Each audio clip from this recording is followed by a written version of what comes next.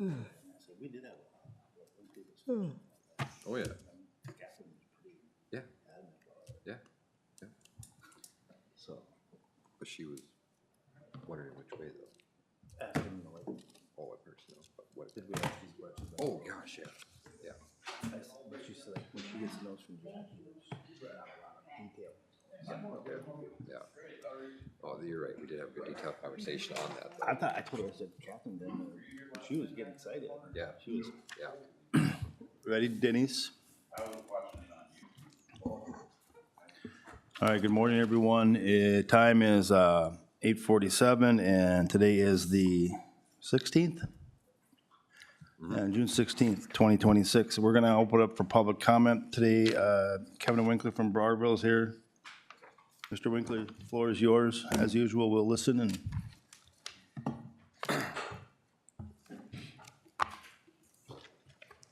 Morning. All right, thank you. I appreciate you letting me come up here, Kevin Winkler, as I said. And I think third or fourth time, I don't know what I've come here, but Constitution, once again, I'm bringing it with because I just, after watching what happened last night, I wasn't going to come here today, but then I feel for every one of you sitting there, having to be put into the shoes that you were put in last night, but also having compassion for everyone that came here, everybody that missed it, and looking at the big picture of things here. So, and I only brought this book as an example, which is the United States Constitution. But with it, since we always reflect back, this is the Minnesota Constitution, because the county attorney wants me to refer to county or state laws when it comes to, what's happening here within the state. But, if I open page 1 of the Minnesota Constitution, Article 1, Section 1, object of government. Government is instituted for the security, benefit, and protection of the people, in whom all political power is inherent. Together, the right to alter, modify, reform government whenever required by the public good. It's basically shadowing, which it's supposed to, what is in this book. And this book becomes obsolete because Article 1, Section 2, the Supremacy Clause, Article 2, I got that one mixed up probably. I've got so many in my head because of what happened last night. But the Supremacy Clause it overrides all state laws unless if it aligns with it. There's one of them that aligns with it.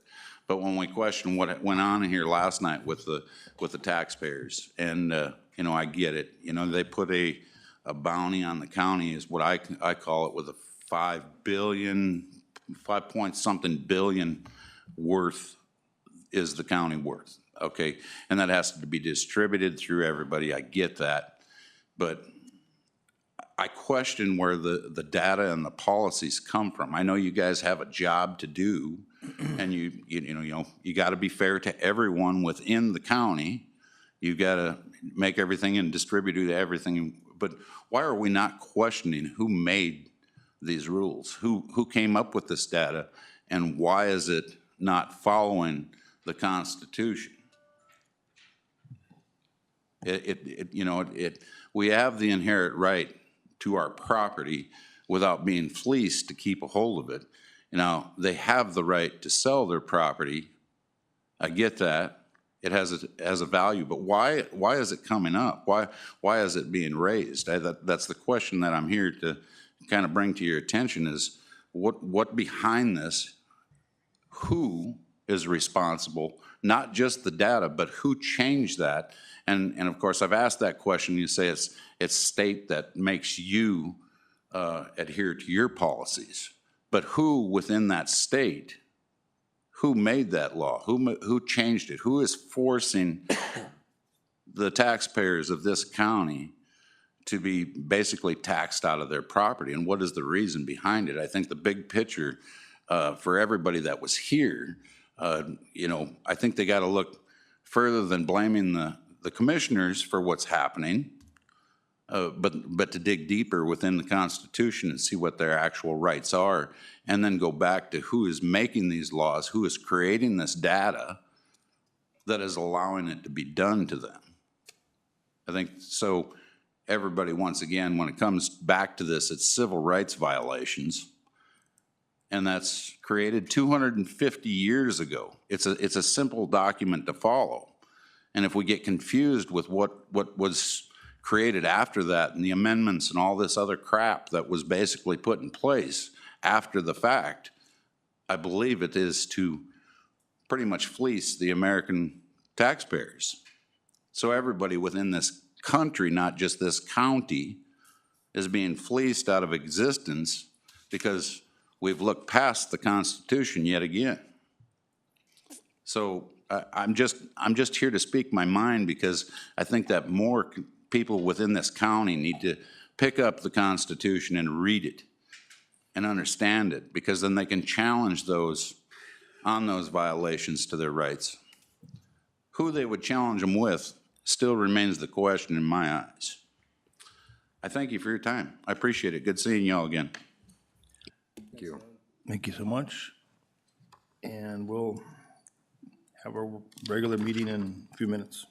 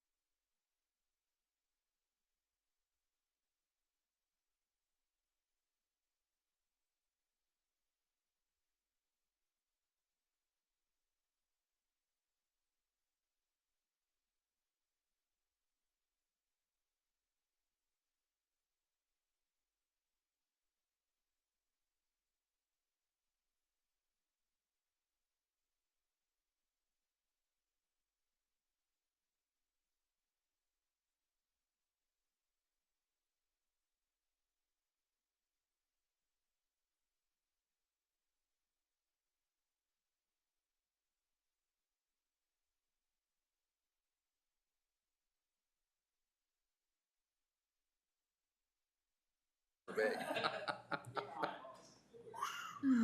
Oh, my gosh. Yeah. That's good. Yeah, they got that cement slab poured out there, the siding up, Yeah, tin siding. yeah. Yeah, I'm ready. Good morning, everyone. Again, today is Tuesday, June 16th, 2026, time's 9 a.m., and we were going to begin our Board of Commissioners regular board meeting. We do have all commissioners present today, along with our auditor treasurer and our county coordinator. At this time, we'd like to ask to raise up and pledge allegiance. Pledge allegiance to the flag of the United States of America and to the republic for which it stands, one nation, under God, indivisible, with liberty and justice for all. Okay. As usual, we're conducting county business, so if you got cell phones or things that go beep and bump, silence them. At this time, I'll ask, are there any amendments to today's agenda? Yes, Mr. Chair, we would like to amend the agenda to add 11.4, and I believe it's the land issue, authorizing repair or removal of hazardous property. Thank you. And that would be it? All I have. Okay. So commissioners, they have the addition of 11.4, I believe that's the Long Lake Lori Reed property. Just gotta look at that language that was written up. Can I get approval to the agenda with the amendments? Make a motion to approve with the amendment. Okay. Commissioner Denny's got the motion. Is there a second? Second. Thank you, Commissioner Becker. Any discussion on that? Okay, hearing no discussion, take a voice vote. Those in favor signify by saying aye. Aye. Aye. Opposed? And we have an agenda. That's great. We'll move on to the consent items. Today we have meeting minute approval for June 2nd, 2026. Resignation of Public Works Heavy Equipment Operator Casey Popping, 6/25/26. Hire a full-time Emergency Management Director Mike Wisniewski, start date to be determined. Hire Kyle Constantine, full-time deputy, start date to be determined. Hire Isaiah Anderson, law enforcement intern, start date to be determined. Hire registered sanitarian Angela Schleider, start date to be determined. Resignation seasonal officer support specialist 2, Mary Kay Hennenkamp, 6/1/2026. Resignation social worker Haley Dowlin, 7/10/2026. And resignation social worker intern Tina Chuck, 5/29/26. Okay, group, we got 9 consent items. Looking for a motion to move these forward. So move.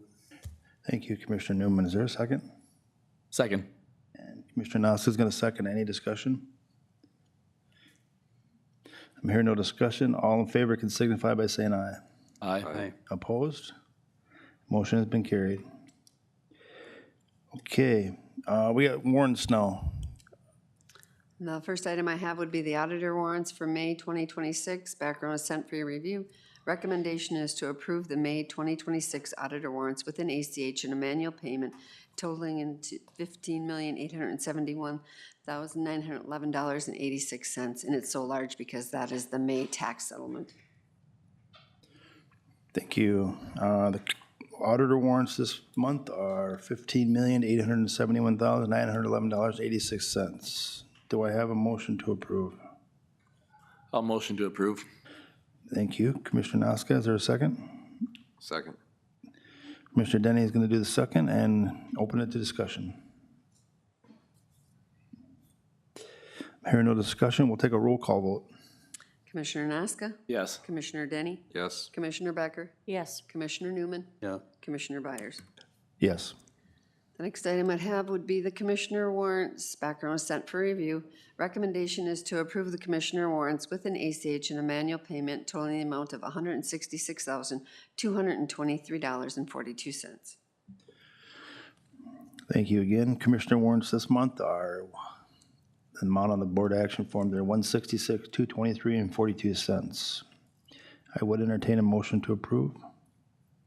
So moved. Make a motion for approval. Okay, Commissioner Becker. Commissioner Denny, you want to second it? Yep. And Commissioner Denny's going to second. And I'll open for discussion. Hearing no discussion, roll call, please. Commissioner Becker? Yes. Commissioner Denny? Yes. Commissioner Newman? Yeah. Commissioner Nasca? Yes. Commissioner Byers? Yes. The next item would be the Health and Human Service Commissioner warrants. Background is sent for review. Recommendation is to approve the Health and Human Service Commissioner warrants with an ACH and a manual payment totaling in the amount of $127,422.34. Okay, this month's Health and Human Service Commissioner warrants total $127,422.34. Would someone like to make a motion to approve? I'll make the motion for approval. Thank you, Commissioner Denny. And is there a second out there? I'll second it. Thank you, Commissioner Newman. I'll open for discussion. Yes, Mr. Chair, I got a question. I believe Timber Lake Hotel for $3,764. Anybody have any idea what that was for? That's a Health and Human Services warrant. I would imagine, I don't have the details, some of that's confidential, but it probably is a stay for a patient or Child client. protection, maybe? Okay, That would be something you could email Jackie just to get the I'll- details on it later. I'll ask her. Yeah, sometimes that stuff is redacted. That's all bad. Okay, thanks you so much. Is there any other discussion? Hearing no discussion, roll call, please. Commissioner Denny? Yes. Commissioner Newman? Yes. Commissioner Becker? Yes. Commissioner Nasca? Yes. Commissioner Byers? Yeah. The next item I have would be the Health and Human Service SSIS warrants. Background is sent for review. Recommendation is to approve the Health and Human Service SSIS warrants with an ACH and a manual payment totaling the amount of $150,638.96. Okay, lastly, Health and Human Services SSIS warrants for the month are $150,638.96. I would entertain a motion to approve. So moved. Thank you, Commissioner Becker. And is there a second out there? Second it. Thanks, Commissioner Nasca. Open to discussion. Hearing no discussion, roll call. Commissioner Becker? Yes. Commissioner Nasca? Yes. Commissioner Denny? Yes. Commissioner Newman? Yes. Commissioner Byers? Yes. And just a comment at the end of that, if any of you have any questions like that, if you just reach out to me on Monday, I could probably get you the information. Like I said, some of that stuff might be confidential, so I wouldn't be able to say it in a board meeting. So Gotcha. just for future reference, you're more than welcome to reach out to me. Okay, thank you. Gotcha. And we've completed our auditor treasurer section. Let's move on to item 6, which would be ditch and ag inspector. And 3 items today. Busy, busy, busy time. Yep. Good morning. Morning, Nancy. Hello. Nancy. First agenda item is to acknowledge receipt of County Ditch 27 hold harmless agreement for ditch maintenance. The attachments are the hold harmless agreement and the aerial photo. Recommendation, the Todd County Board of Commissioners approves the following by motion. Acting as the Todd County Ditch Authority, acknowledge receipt of a hold harmless agreement application from Scott Earlbeck to clean a portion of County Ditch 27 in Section 10 of Wycombe Township. Okay. Recommendation here we have of hold harmless for that township section. Here's a map. That looks like a pretty good run there. Commissioners, are there any questions, or do I have an acknowledgement to move this forward? Yeah, I'll make a motion to approve. Is that you, Tim? Yep. And I gotta get some hearing aid. Yeah, Commissioner Danny motioned it. Is there a second? I'll second that. Okay, thank you, Commissioner Nasca. Open for more discussion. Okay, I'm not hearing any discussion. Let's take a vote. Those in favor signify by saying aye. Aye. And opposed? And we'll, done deal. The second agenda item is County Ditch 19 brush spraying project. The background, I set the attachments, the general reference map, project pictures, and the contractor estimate. The County Ditch 19 was last sprayed for brush June of 2017. The cost of that project was $8,050. It is time to spray for brush again. An estimate was submitted by Central Applicators from Foley in the amount of $11,562.92.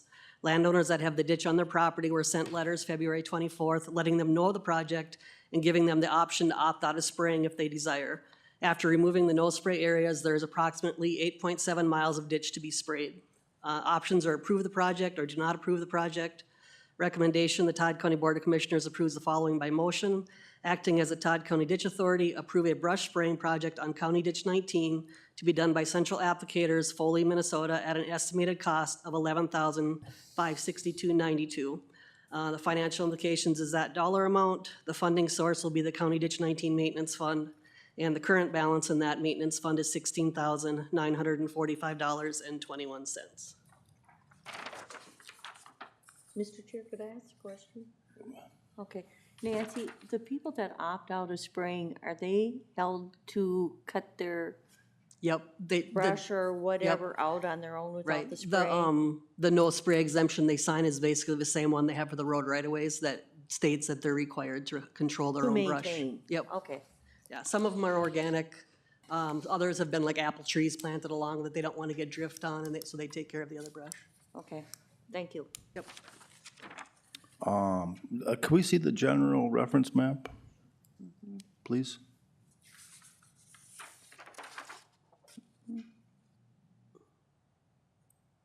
I think that was the first attachment, wasn't it? You got to go back up to, okay. It should be, yep, there it is. Yep, so there's the ditch, and then I just had a few pictures of what the brush amount looks like currently. Yeah, let's see all the work you put in on this. Yep, so there's it's not very much, because we've sprayed this ditch probably 4 times already. So this is the regrowth that is back. Yeah. Okay. Great, thank you so much. Let's talk about this. Any more discussion? Otherwise, I'd entertain a motion to move it forward. I'll motion to move forward. All right, Commissioner Naska, and is there a second out there? I'll second. Thank you, Commissioner Becker. Last chance for discussion. Hearing no discussion, let's take a vote. Those in favor can signify by saying aye. Aye. Opposed? Yep, we're good to go. All right, my third item, the County Ditch 18 brush spraying project. Same attachments, the general reference map, the project pictures, and the contractor estimate. County Ditch 18 was last sprayed for brush July 2020. The cost of that project was $6,757.32. It is time to spray for brush again. An estimate was submitted by Central Applicators from Foley in the amount of $18,355.52. Landowners that have the ditch on their property were sent letters February 23rd, letting them know of the project and giving them the option to opt out of spraying if they desire. After removing the no spray areas, there is approximately 13.42 miles of ditch to be sprayed. The options are to approve or not approve. Recommendation, the Todd County Board of Commissioners approves the following by motion. Acting as the Todd County Ditch Authority approves a brush spraying project on County Ditch 18 to be done by Central Applicators, Foley, Minnesota, at an estimated cost of $18,355.52. Financial implications is that same dollar amount. The funding source is the County Ditch 18 assessment roll. There is currently $6,400 in the County Ditch 18 account that has been pre-assessed in anticipation of this project. Okay. And she has more attachments. Let's take a look at those. This is a large ditch system. So. Okay. Mr. Chair, if I may ask Nancy Yeah, a why don't you question? jump in? So I see it's quite substantially higher, Yep. the cost is. Are they doing more work, or did something change that made it double So, or triple? Gas prices, current chemical prices. Okay. Since this was last sprayed in 2020, he just wanted to make sure he gave a cushion. So they have always done, they only charge for what chemical they use and time Okay. spent. So I anticipate it's going to be less than this dollar amount, just because they've always only charged for what, I think the one in 2020 was estimated at like 15,000 and it came in at that 6,700. Okay, so now, and the landowners on this will be assessed, obviously, for the, Yep, so I was whatever gonna it is. bring that up also. So. Okay, This is the project that we've got the 10-year repayment assessment on. And I don't like hitting them with another assessment, large assessment. So we've been doing the smaller amounts of assessments. So this project will be assessed, won't be assessed until 2027, payable 2028. Okay. So once I get the bill, we'll have one more year to do a small assessment to pad that $6,400. And I'm hoping it's gonna be enough to cover Gotcha. what the dollar amount ends up coming in at, Oh, there you go. Sounds good. so. Thank you. Yep. Kind of smooth out the, Yeah, no big I don't mountains. like assessing them. I mean, we have to for the brush control, but we don't want to keep hitting them since they're already paying back a 10-year repayment for the clean out. Great. that's a good theory, I like it. Okay, commissioners, we did have some discussion. If you'd like to make a motion to move this forward, let me know. So moved. And is there a second out there? Second. Okay, last chance for discussion.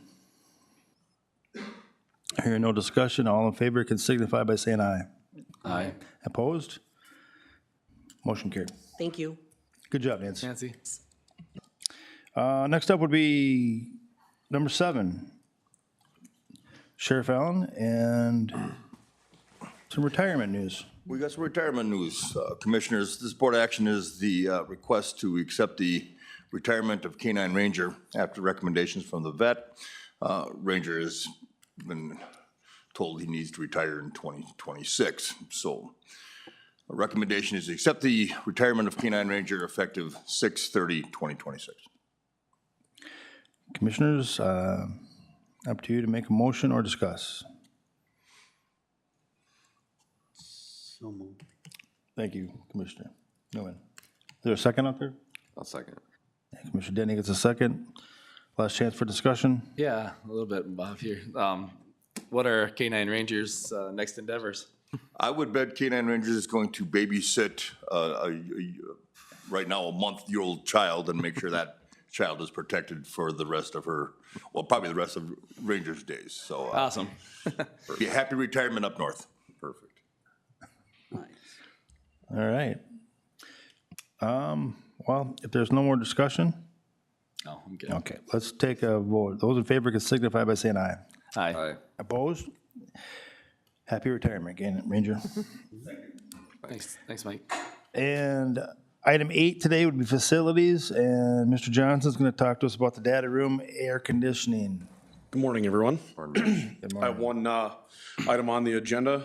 The background is the data room cooling unit is in need of replacement. Bids were submitted with J Brothers Mechanical being the low bid of $6,495.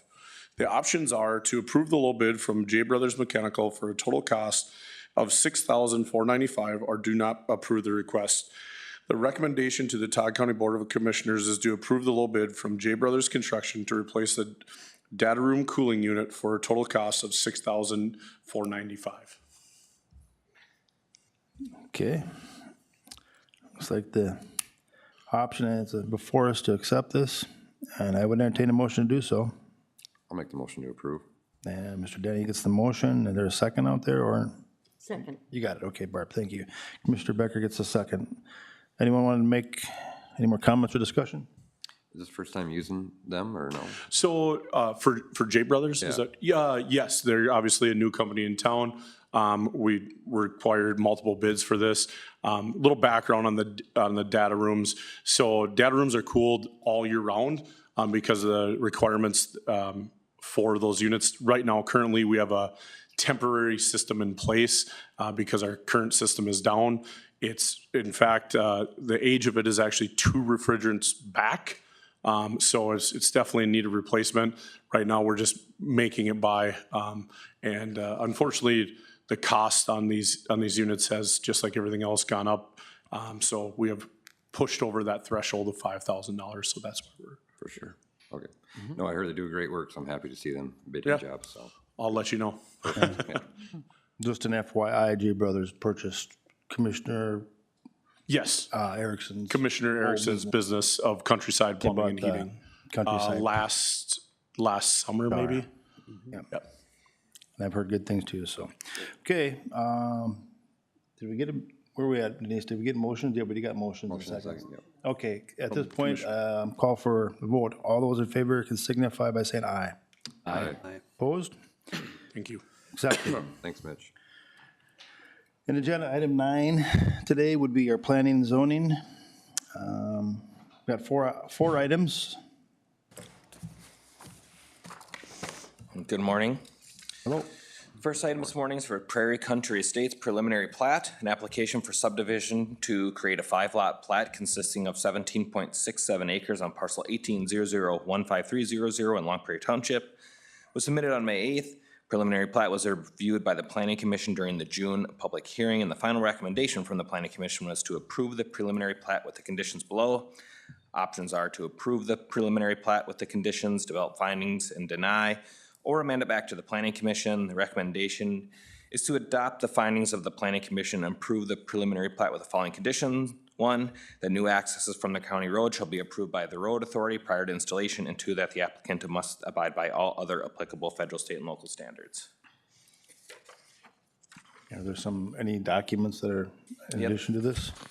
There's the site location there, which is just by the high school, just north of, it's one property away from the city limits. Oh, yeah. The next page is the 5-lot drawing of how it'll lay out. It's huge, but it is 5 lots along, there's a County 5 there.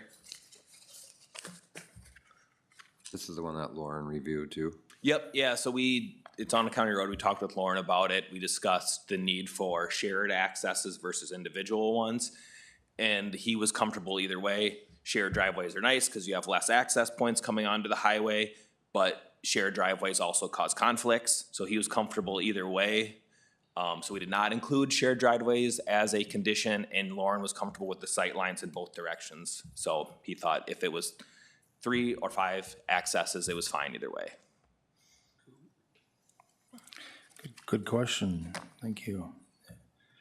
And the township did attend this meeting and supported approving this also. They were happy to have the potential tax base for the township. Okay. Commissioners, like to move this forward, please let me know. I'll motion to approve the preliminary plat with the conditions as listed. Thank you. Commissioner Noska, is there a second out there? I'll second it. Thank you, Commissioner Newman. Any final discussion? Hearing no final discussion, let's take a vote. All in favor signify by saying aye. Aye. Opposed? And it's approved. Next up is Sandgren. Sandgren's request for rezoning, an application for rezoning of parcel 18004001. Long Prairie Township was submitted on May 11th. The request for rezone of the property from a mix of shoreland, natural environment, and commercial to entirely shoreland NE. And the application was reviewed by the Planning Commission during the June public hearing. And the final recommendation from the Planning Commission was to grant the rezone with no conditions. Options are to grant the rezone, deny, or remand it back to the Planning Commission. The recommendation would be to adopt the findings of the Planning Commission and grant the rezoning of the identified parcel from shoreland NE and commercial to entirely shoreland with no conditions. Okay, let's look at some of these pictures. So just kind of that southern. Highway third. 71. What's that? Right off of Highway 71, right? Yep. And so the access to his house is actually off of 210th. Yep. But he has a couple driveways off of 71. Just kind of that southern third of shoreline. He wants to rezone the whole thing because he wants to split it and sell the storage units. Mini storage is an allowed use in both commercial and shoreline, so we're not creating any sort of issue there. The issue he was having is that he has a shed he wants to keep with the one property, and the property line setbacks weren't going to be able to work for him, so he wanted to attempt to rezone it to try to be able to split that and sell the north portion with the mini storage. Thank you. Okay, Commissioners, I entertain a motion to approve or discussion. I'll make the motion to approve that. Thank you so much. Is there a second? I'll second it with some discussion. Commissioner Nas is going to second, and I'm going to open up for discussion. Yeah, so now the storage unit will also be shoreline, Yes. okay? Now, when they're split and he sells, do we want that storage unit still to be shoreline, even though it wouldn't It's normally be? it's an allowed use in either zone. Yeah. There is, I believe there was a CUP issued to it in the first place, so the conditions so the- travel with the property, the Yep. conditions still exist, Conditions all on the those original things one? are still valid. You say there's conditions on the original CUP? Yeah, I don't think I have that in front of me. That's okay. To know I for just- sure. Yeah. If I can look Okay, if it's in here by chance.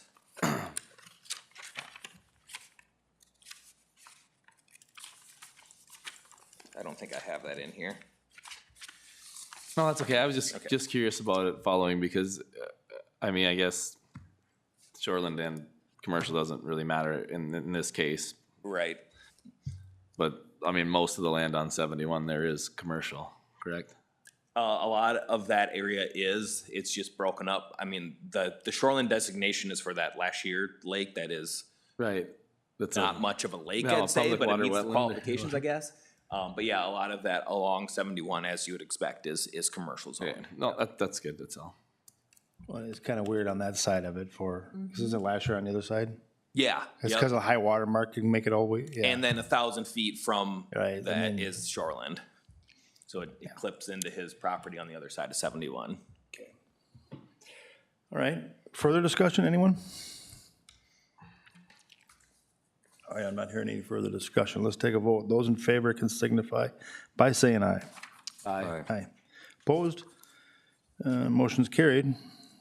Next up, Lakeside Bluffs. Yes, Lakeside Bluffs preliminary plat, an application for subdivision to create a two-lot plat consisting of 8.3 acres on parcel 0600311100, Burneville Township, was submitted May 11th. The preliminary plat was reviewed by the Planning Commission during the June public hearing. The final recommendation from the Planning Commission was to approve the preliminary plat with the conditions below. Options are to approve the preliminary plat with conditions, develop findings and deny, or amend it back to the Planning Commission. Recommendation would be to adopt the findings of the Planning Commission and approve the preliminary plat with the following conditions. Number one, that new access from the township road shall be approved by the local township prior to installation. Two, establishment of a 50-foot drainage easement to protect the flow area across Lot 2. The drainage easement shall remain in deep-rooted native vegetation for protection of Long Lake. And three, that the applicant must abide by all other applicable federal, state, and local standards. All right, let's see some pictures.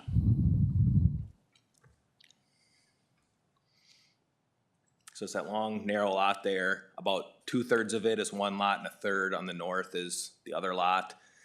You can see the blue line coming across kind of that center there. That's that drainage easement area we're looking to protect. There's quite a bit of drainage area up above that, and it crosses the road and goes down into Long Lake. So we wanted to have something in place to protect that area that water moves through.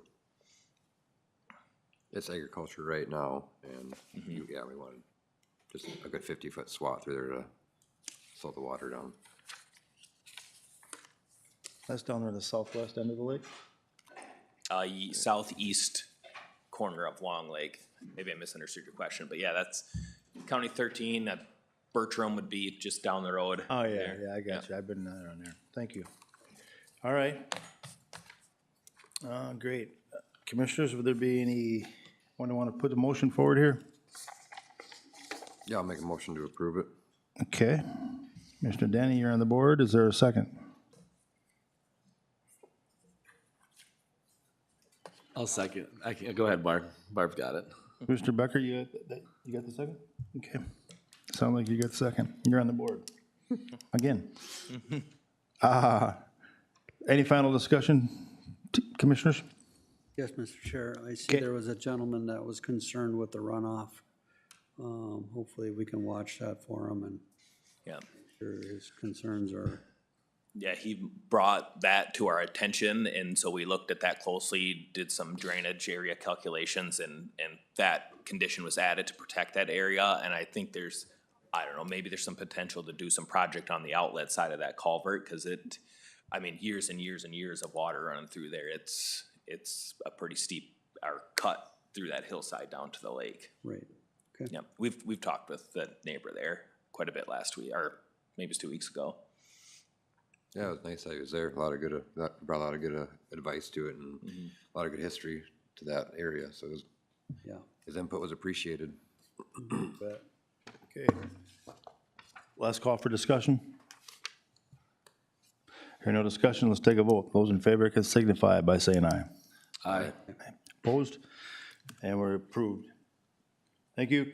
Next up is Soil and Water and the Feedlot Adam? Program Annual Report. Mr. Chair, if I may, Oh, yeah. was there anything you needed to comment on that first one? I'm just checking. You had June meeting information. Oh, that's just information. That's the draft minutes and the staff report relating to the next three items. So no, nothing, Okay. unless there was Not a discussion we votable, wanted to just have, a but it was there FYI. for informational purposes. Perfect. I just wanted to double check. Sure, thank you. Helped us with the. I thought about them when I skipped over, then I forgot about it. Good catch. Okay, annual, our feedlot program annual report, the Minnesota Pollution Control Agency requires annual reporting from counties to be reviewed and accepted by the Board of Commissioners. Attached to the report includes activities and accomplishments for 2025.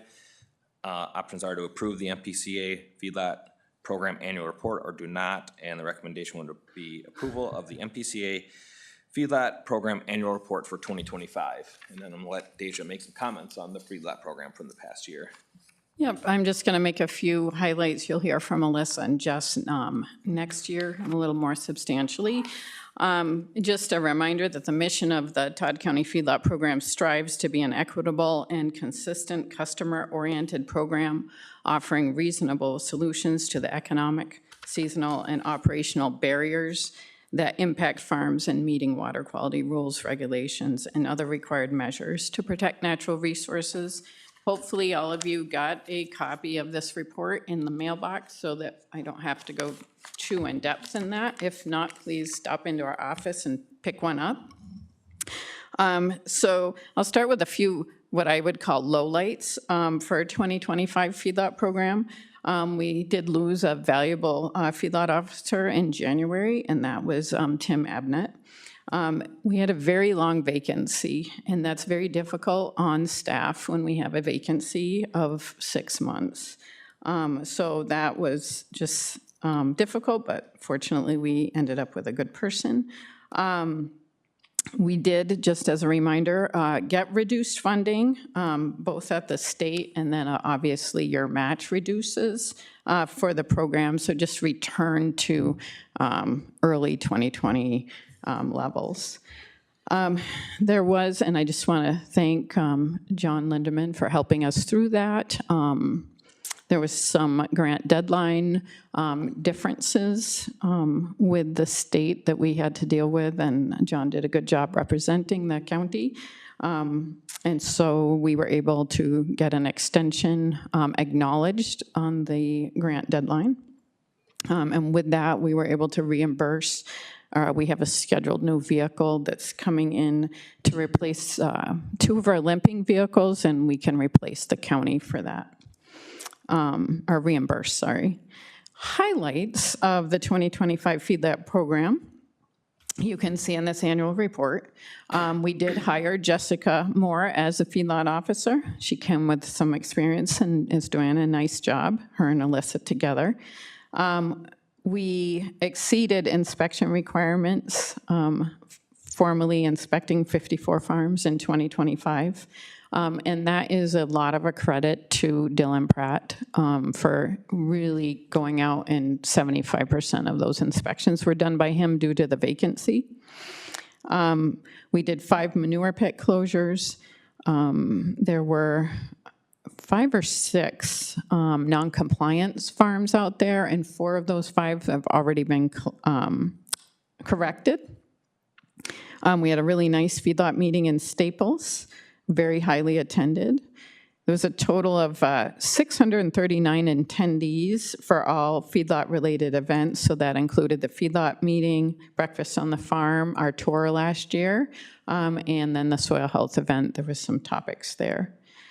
I also want to say kudos to the landowners, and one in particular who came in before expanding his feedlot and talked to us about the location. We had feedlot officers out on site for a beef project, and at that visit, the landowner realized that the setbacks couldn't be met. There wasn't enough place for manure storage.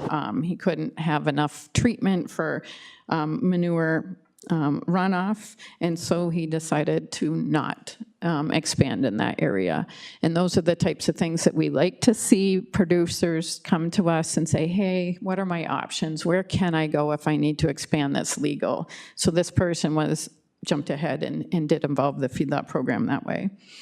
Last is our 60th anniversary tour brought the public to 2 feedlot sites. One was a pit closure in action at the time while they were there, and the other one was a return to compliance on feedlot in the Long Prairie River. Really brings a lot of enlightening amongst the public. So as a reminder, if you run into folks, we have our second tour this Thursday coming up, and in that tour, we will actually have attendees partake in a feedlot inspection themselves. So it's kind of a great, there's some other things going on, obviously, but it's a great way to share knowledge with how our systems work with the public. And if any of you want to come, we still have seats available, so please RSVP. Thank you. Great. Commissioners, do you have any questions for the team? Yes, Mr. Chair. Yes, How many sir. dairy farms are left in Todd County? I knew you were going to ask that. I know we're down in the low 120s, yeah, we've continually dropped. Yeah. Are we under 100? I'm not sure if we count all our Amish and goats. I don't think we're under 100 yet, but we're right on the fringe. All right, thank you. Yep. Any other discussion, commissioners? You said there was 4 of the 5 are back in compliance now of those farms? Yes. Do you think it's a lot of just because of the education piece you guys are constantly doing? I mean, that's just, that seems very minimal, that out of compliance of the whole county, but it feels like all the meetings that we attend with you guys is just this nonstop educating. So I wonder if that's just the direct result of only a few that are out of compliance. Yes, and of those non-compliant sets of the 54, so obviously we have 1,400 others, so I can't say that those are the only ones, but a story I like to share is we had a manure land application issue this year, and I called the farmer up, and instead of like trying to rebut it or anything, he said, oh, I know how to fix that. I'll have it fixed by tomorrow. Yeah. And it was fixed. They know how to address it. I don't have to sit there, I need you to do this. Right. They tell us. So, yeah, I think that's a direct result of the education that we've been doing. Well, thank you for all your efforts. Thank you, Tim. And if I could too, Deja, I think just how you go out and the presentation you put in front of the public is more friendlier than I'm going to slap your hands and you're going to get a fine, instead of let's get together and how we're going to fix this. And I think that makes a huge difference.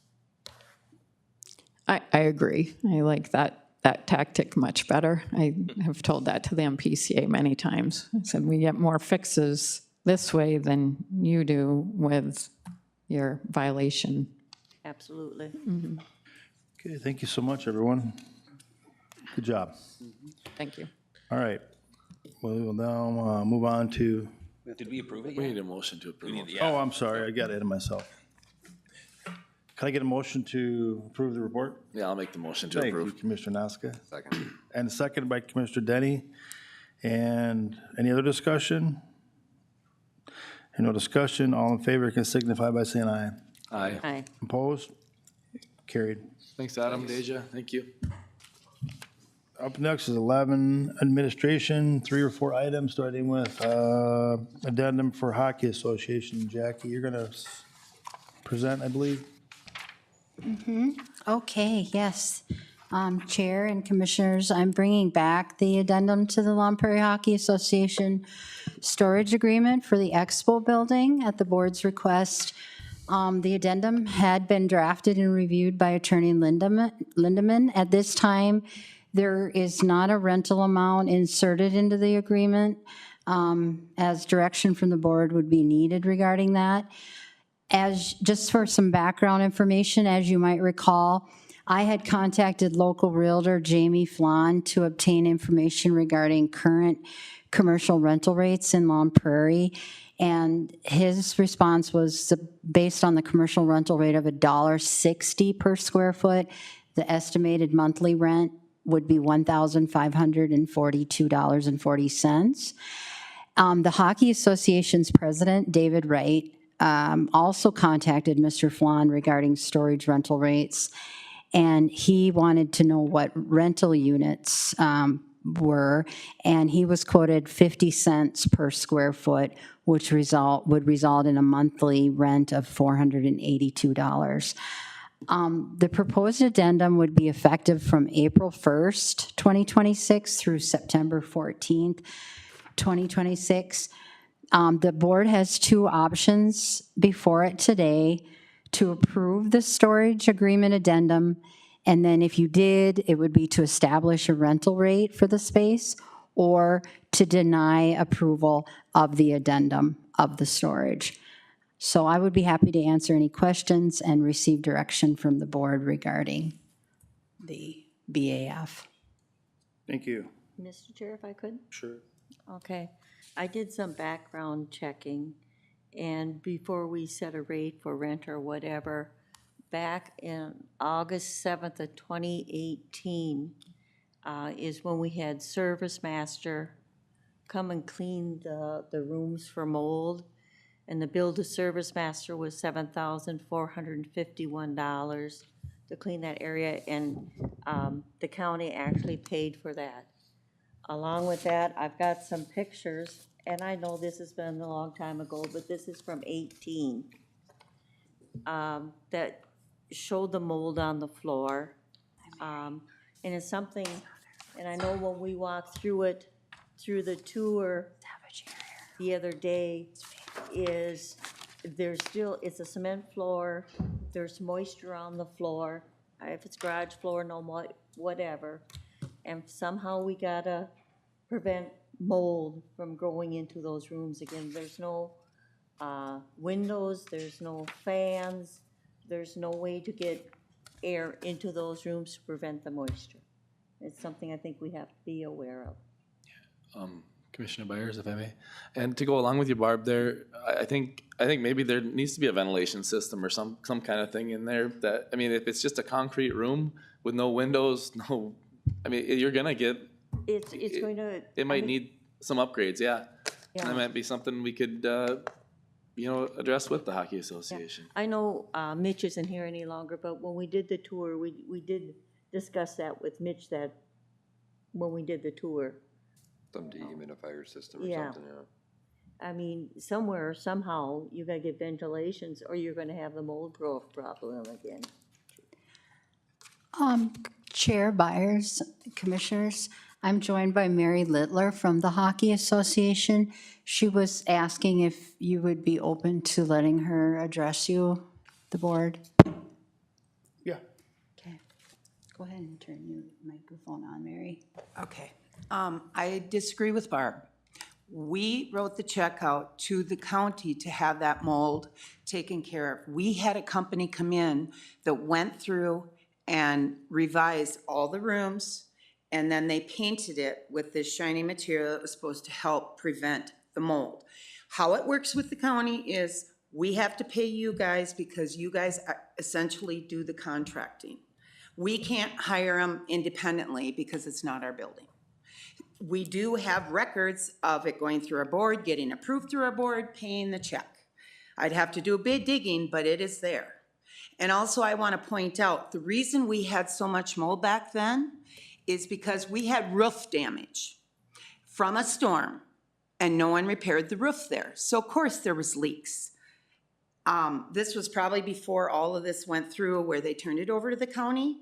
You have a roof, you leak, you're gonna have water. Yes, we do have condensation in there, and yes, you're absolutely right with cement, with the kids and stuff. We go through and mop them floors. Even though we have a rubbing mat down, we do it weekly. We try to keep everything up.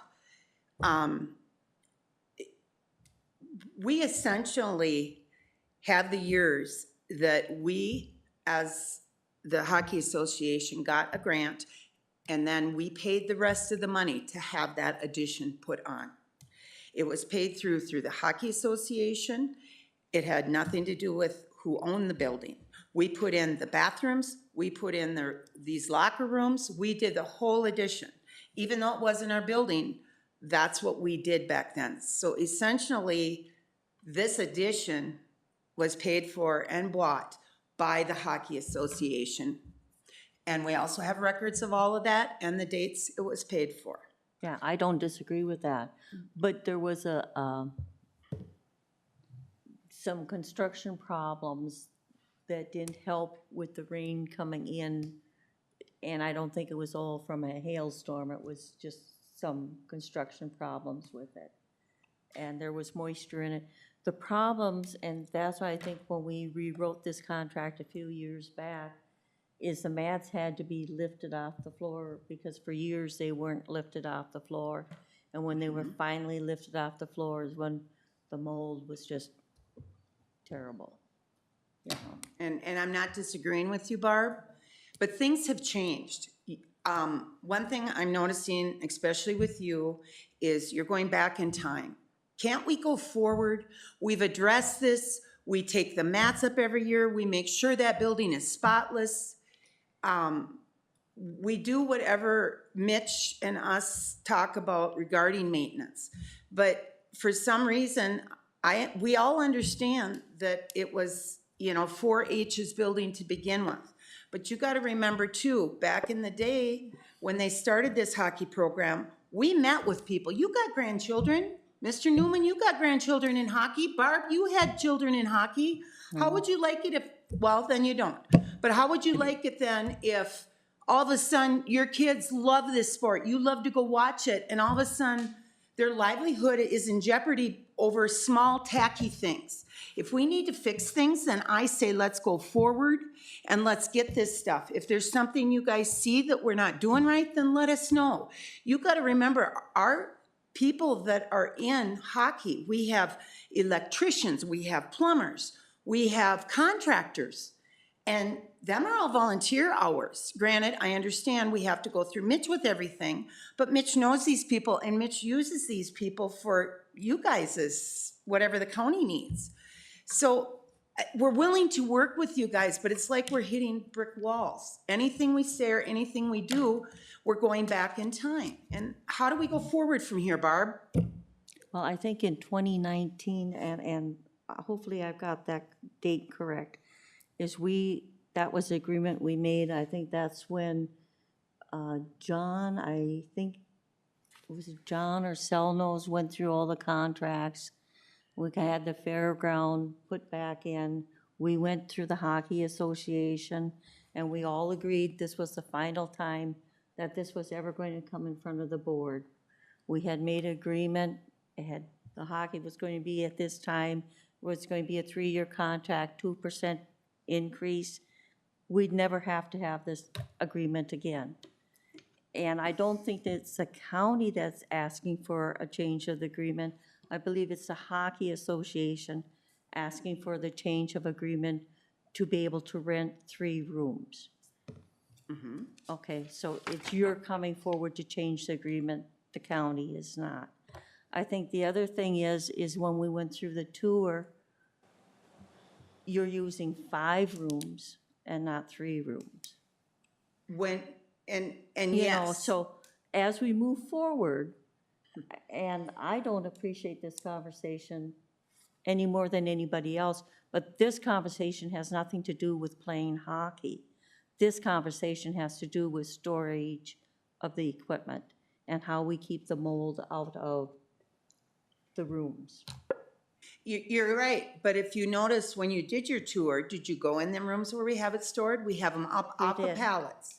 We have airflow in the rooms. But we're not packed like to the door where there's no breathing room. Yeah. We were very careful on how we did that so that there was nothing on the floors, so it would prevent moisture. We left them rooms open for quite some time before we started storing things in there. And as far as the 5 rooms, when we came to you guys and asked you, I specifically said the 5th room or the 4th room is where the compressors are. There's a little walkway no bigger than me that I have our equipment stored in. I asked if we could just leave it in there because nobody uses that anyway. And you guys came back and said, yes, that one we don't care about. And you specifically, when I asked for underneath the staircase for the skates, you specifically said, yeah, we don't care about that. You can use that anytime.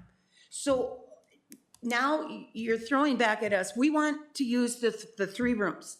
Number 5, we call it locker room 5, which is the one back there by the door.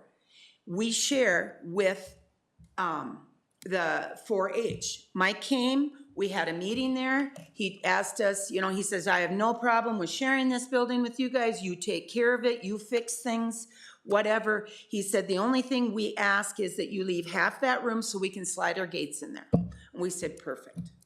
So it isn't that we just have not thought this through. You're talking the skate room, and that was, yeah. The skate room's under the staircase. Yeah, yeah. And you had no one else specifically would- told us that that's a worthless And room. no one else would ever use that room for Exactly. anything. Right. So it's But not as now 5 as rooms. skates, it's, I see that you had your kitchen supplies in there also. Yes, we did. We did. So are they off the floor? I didn't pay that much attention. Were they off the Some were, floor when or we could not? find a small enough pallet, you know, it's Oh. not, And I that have to go room, I'm not sideways even to get in that concerned room, about the so- mold in that room. 'Cause there's it's- what? I said, I'm not concerned about the mold in that skate Right. room. And we also put dry rid, big containers in there to make sure there is no moisture. And we keep it, you know, year round, we keep dry rid in there because you don't want mold getting in there. It's gonna ruin all the skates. And the skates we mainly use for the public when they come in for open skate. It's not for our hockey players, it's for the public and everybody. So yes, we have taken some responsibility in trying to prevent anything. As far as that room that I have the hockey equipment in, and I'm sure you guys, if you all went through the tour, you've seen how I have the totes in there. I try to keep it very neat, and that does leak back there. And I have addressed it with Mitch, that in the wintertime, water leaks in. That's why I have everything in totes and up. So then I gotta slide them out, mop it up. I don't know where the leak is. Mitch has never been able to find it. It could be a moisture thing. I don't know. But that's why we do what we do. And the other 3 rooms, yes, we did use 2.5 of them. But I felt that we did a good job of getting everything up so they dried. Which room is the room by the milking parlor? Be on the very west side. That's 5. Is That's that the locker one room 5. you share with the egg? I was going to say, because that's usually a room that I would consider, you know, leaving open and taking another room in line. Because I know that the Ag Society during the fair, it's nice to be able to get into that room.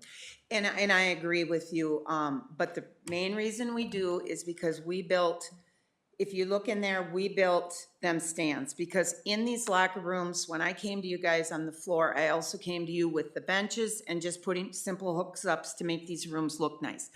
The benches are rusting off. So the benches that were in there were unsafe for kids to sit on because them pedestals that they sit on the ground have completely are unsafe. So we asked if we could build shelvings in there. We're home done, they're nothing fancy, it's made out of pressed wood, but it does the purpose. Well, then we had asked if we could just store them in there. Now, if you notice, we did put them up on bricks so that airflow could get through and everything. And that's the main reason we kept number 5 is because you guys denied us to leave all them in there. And it's a trailer, half a trailer full of big shelvings that don't really hurt anything. They're there, they look okay, we've painted them or varnished them.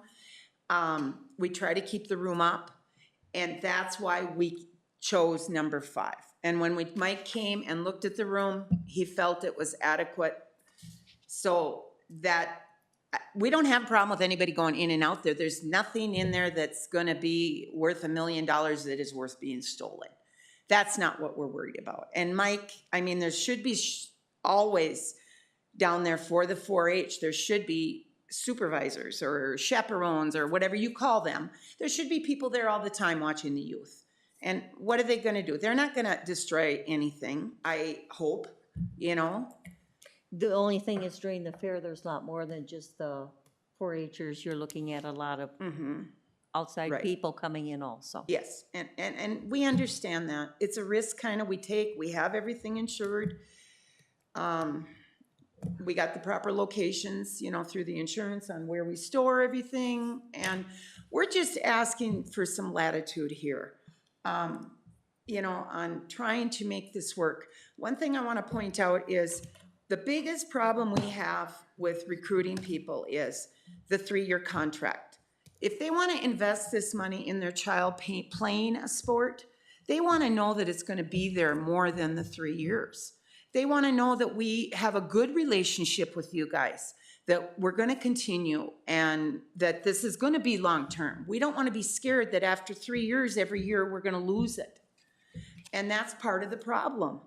And I think that's why back when we did, after the mold and we rebuilt everything, we wrote this contract like it was a done contract, and we wouldn't have to be bringing it up every year. Right. It was taken care of. And like I said before, it's not the county that's coming, it's you're requesting a change in the contract. Yes, and we, in all fairness, we got told by, how do I put this to not throw anybody under the bus? We had gotten told by a past president that he had come to you guys and asked and got denied. Well, now we're finding out that that wasn't the case. That it didn't get, he said he talked to 2 board members, and they told us, no, absolutely not, don't even ask, it's not going through. We believe that, but now we're finding out maybe that wasn't exactly the truth, that maybe it didn't get, and we all know protocol, you gotta go in front of the board to get anything done. We understand that, and that's why we are here now. We don't wanna change a lot, we do have a few requests, but it's normal things. If you rent a house and things go wrong, you talk to the landlord, you come up with an agreement. That's, you guys are our landlords, basically.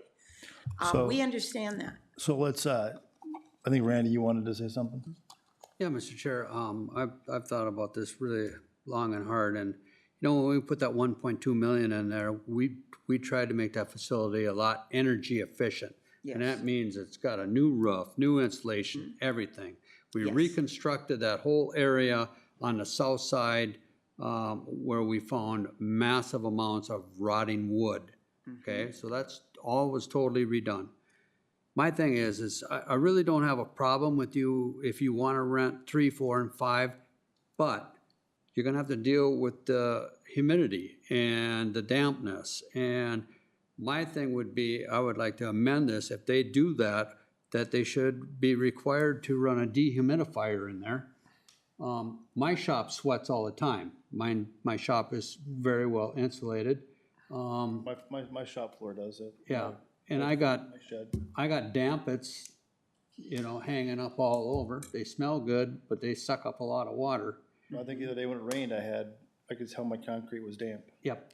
Yep. So, I think to protect the taxpayers' investment in this facility, you're gonna have to put a dehumidifier to address those 3 rooms. Okay, and you know what? We did discuss that. When we first started this progress with you guys, we actually left them blank for a while and ran fans in there to thoroughly dry them. We talked about getting dehumidifiers, but we were waiting to find out if this is gonna be a long-term investment, because dehumidifiers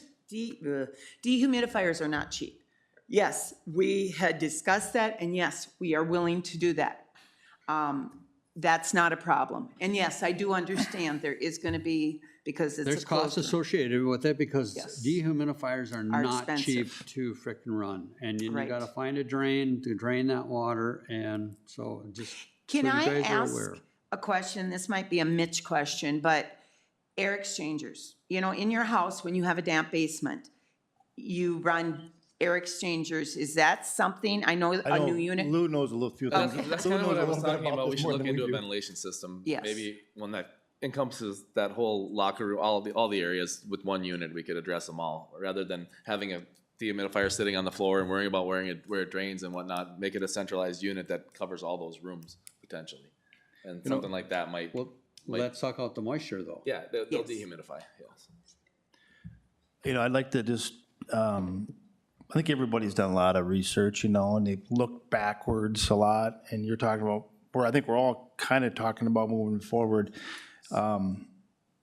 I mean, I reached out to Tim Gallagher, who was on the board then. I got Gaylord Satry's phone number, and unfortunately, and he, at that time of this, Gaylord was the attorney, he was on the fair board, and he was also on the hockey association, all three at the same time. He had a ton of, unfortunately, I didn't get in touch with him before he passed away. I'm sorry, you know, we don't know, we're all sorry for Gaylord's passing.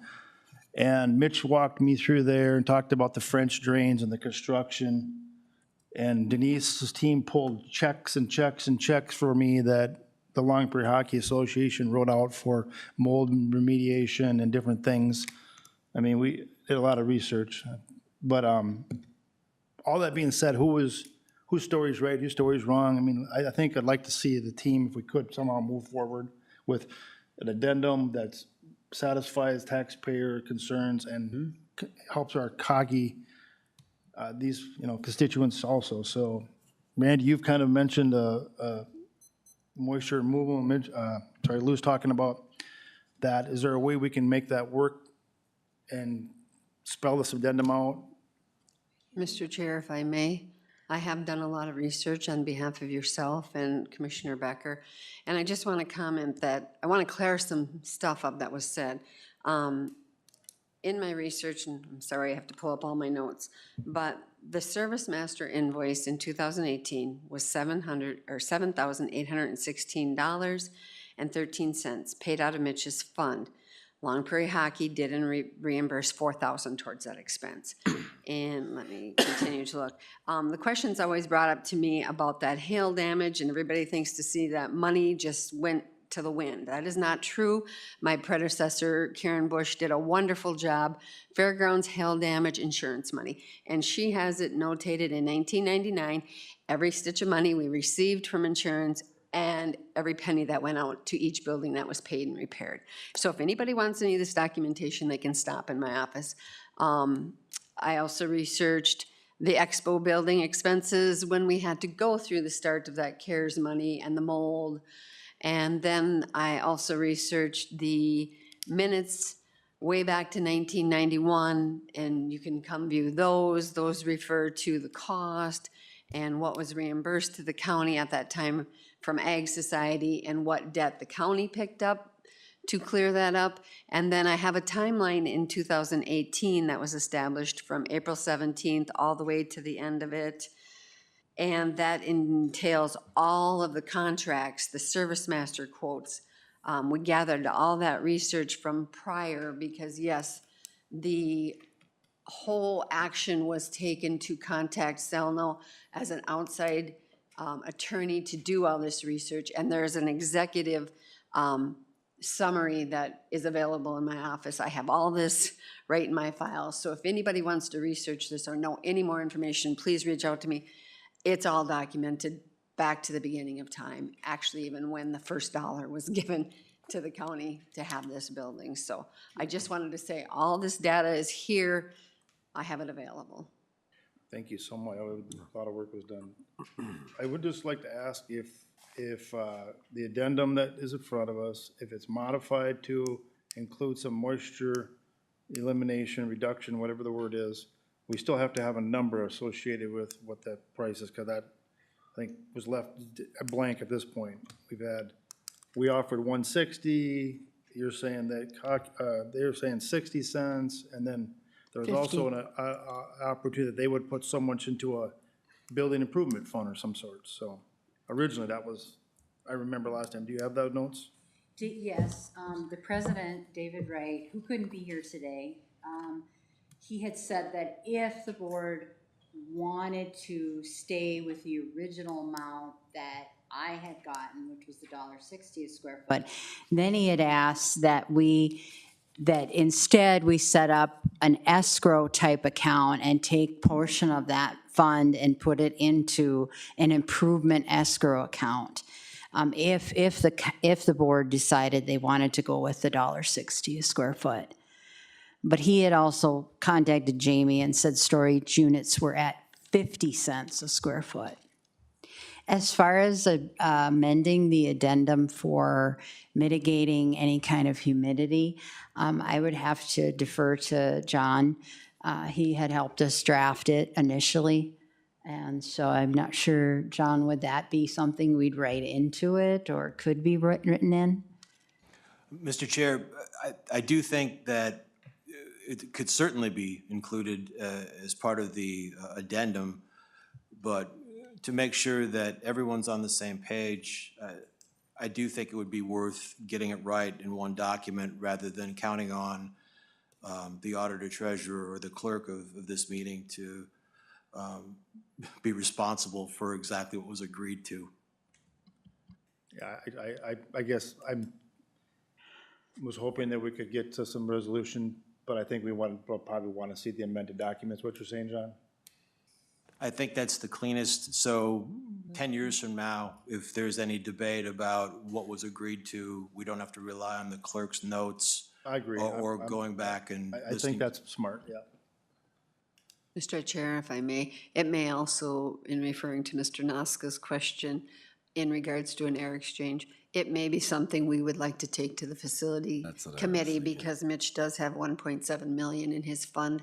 So maybe that's something, I wish he was here to discuss because I don't want to speak on behalf of him. But what we typically do is we take things to the facility, we discuss it, and then we have him bring it to a work session. And I'm not speaking that because he has that fund, he can put this in there. I'm just letting the board know that. Yes, Mr. Chair, I think I agree with that. We should be discussing this with Mitch and at facilities because that's gonna be where we find exactly what we put in to actually take care of the situation. You know, he'll know what's going on out there and know what we can do to address the issue. So, you know, I honestly don't even think that belongs in this at all, personally. I think that should be something else we work on the side as just, let's fix this building. But that would Between the two make of a- us. Excuse me, Mr. Chair, but that would make a big difference on the rent, what we have to put into putting this air exchange in.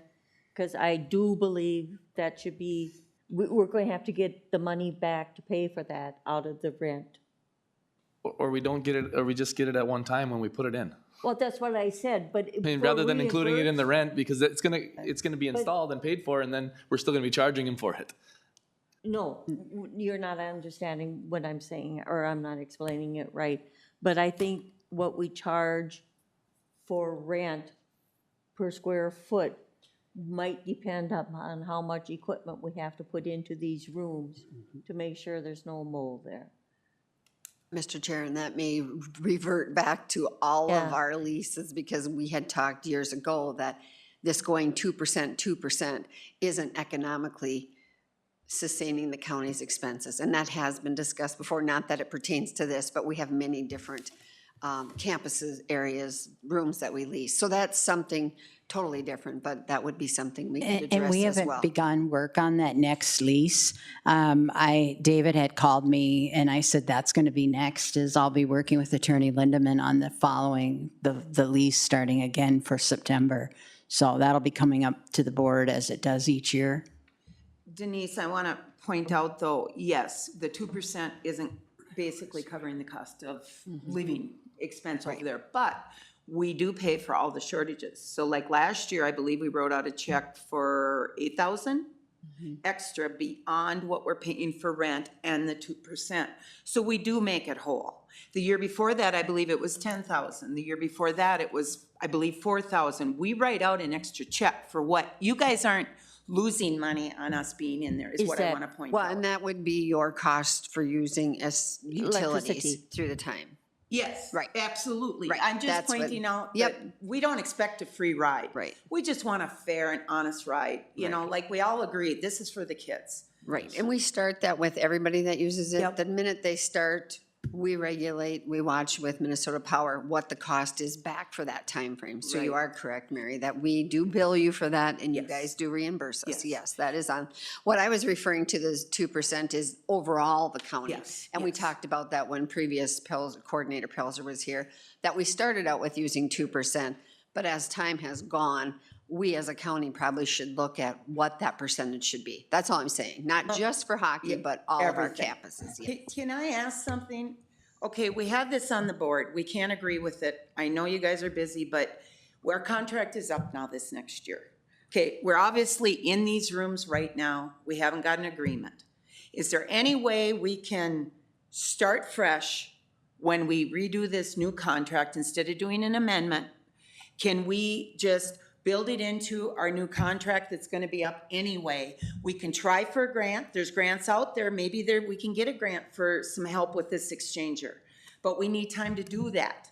Is there any way the board would take into consideration, and for making, okay, here's what I propose, is instead of us paying rent this year, because we can't agree on how it's gonna be done, how about if we take and put some money into, talk to Mitch and put some money into these locker rooms, break rooms, whatever you guys call it when we're not in there, and do new benches and just put up the new things and make them look better. It's a better for the building, and then when we do our contract, then we have all this in here regarding rent and all that. Would that be fair, or something you guys would consider? I think we could just not charge them anything until we redo the contract, to be honest with you.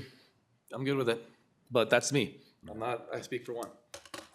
Mr. Chair, I got a question too. If they weren't in there, will we still have a moisture issue? It sounds like there's still moisture coming in there, they get wet. But there's nothing to hold the mold in the room. That's Well, the well, I'm difference. just saying mold goes in the walls, it goes on sheet rock, it goes on paint, goes on everything. I'm just saying, if they weren't in there, they were sitting there, and there's still moisture, it's like your shop is still getting wet. Yes. Your expense still getting wet, like. My sill plates are still getting wet. Right, so why is that upon, it's a county building, why is it upon one organization to, this is something that should have been done years ago. It sounds like when the mold was in there, we should have, as a board, been like, let's fix As this. long as we left the rooms vacant. Yeah, I know, but And we you do didn't enough have demolition that, work, you start. Especially pulling up the mats off the floor. Well, I'm just saying on the was floor, but huge. that mold, if it's on concrete, it's running up sheet rock, it's running up studs, it's running everywhere. But I that's will- why, as a county, You know. just, I think we should, this should not be one cost put on one committee. It should be the county building. We need to make an improvement for ourselves. It's our It investment. will have to be a county cost. Right, yeah, I'm just, I don't disagree yeah, with that. okay. I want to make sure we weren't telling Hockey Association that No, you but- are paying for this because you are going to be in there. No, We need to it make has to better. be a county cost because Yes. everything in the building is a county. Right, absolutely.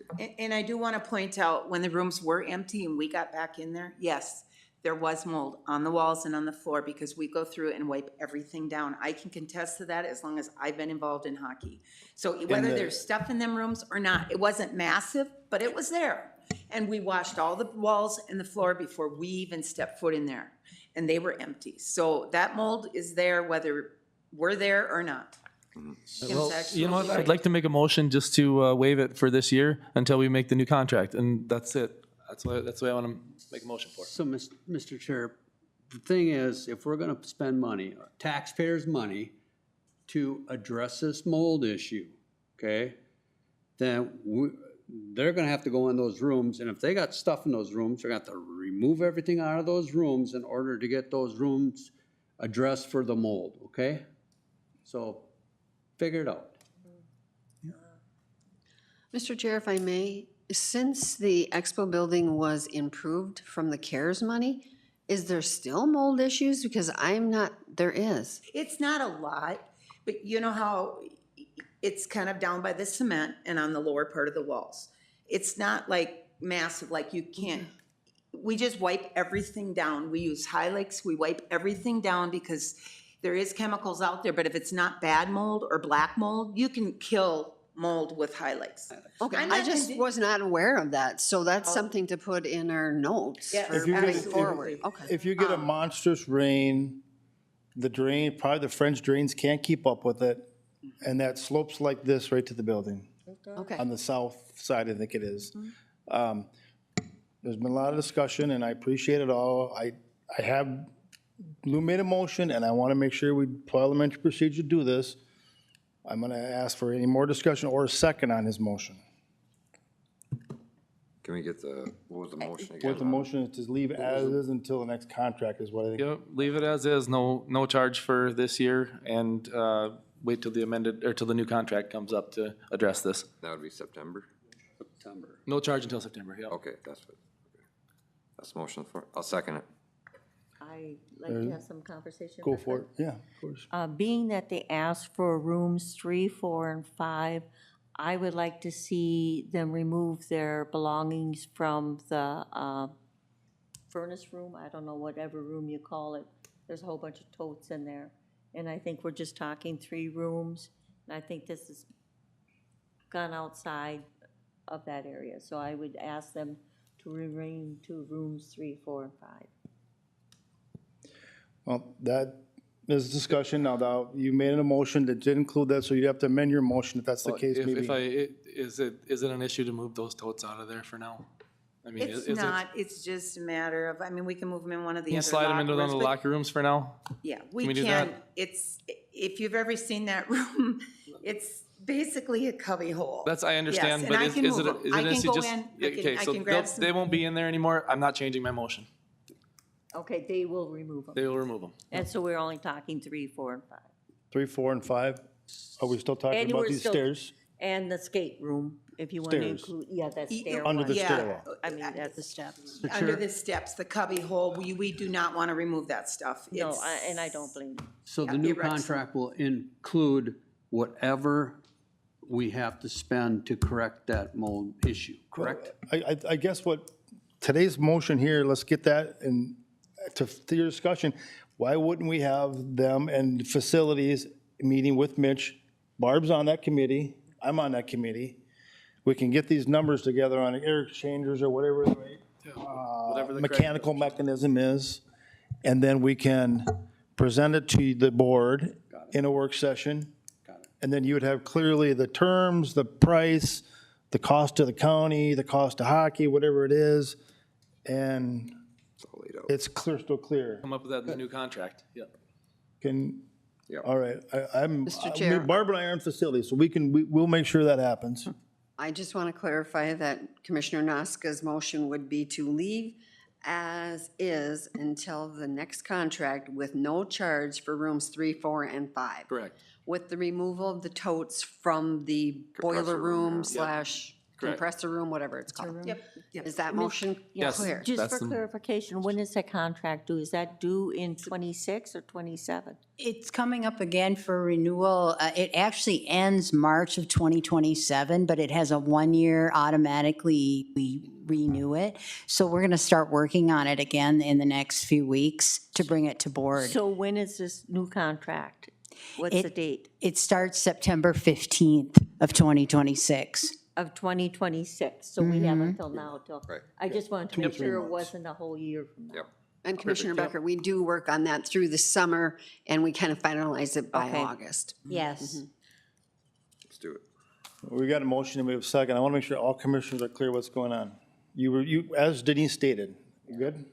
Okay. I will then ask for a vote. If all in favor of this agreement, signify by saying aye. Aye. Aye. Opposed? Motion carried. And we got to get stepping here, so we're going to move on to 11.2. Jackie, are you doing that? Yes, we'll move through this pretty quick. So administration is presenting an updated Todd County data practices policy that follows the Minnesota Department of Administration's model policy for the public pursuant to Minnesota Statute Chapter 13. The updated policy is intended to replace the county's existing data practices policy that was adopted on August 7th, 2012. The policy committee has reviewed and approved the proposed policy, and County Attorney Lindeman has also reviewed and approved the updated policy. Approval is recommended to ensure compliance with current statutory requirements and best practices for public access to government data. There's also an attached resolution. And we talked about this at work session, also at policy, of course. So your options would be through resolution to adopt the updated data practices policy for Todd County per Minnesota Statute Chapter 13, or to not adopt it. And the recommendation would be to adopt it, to bring it current.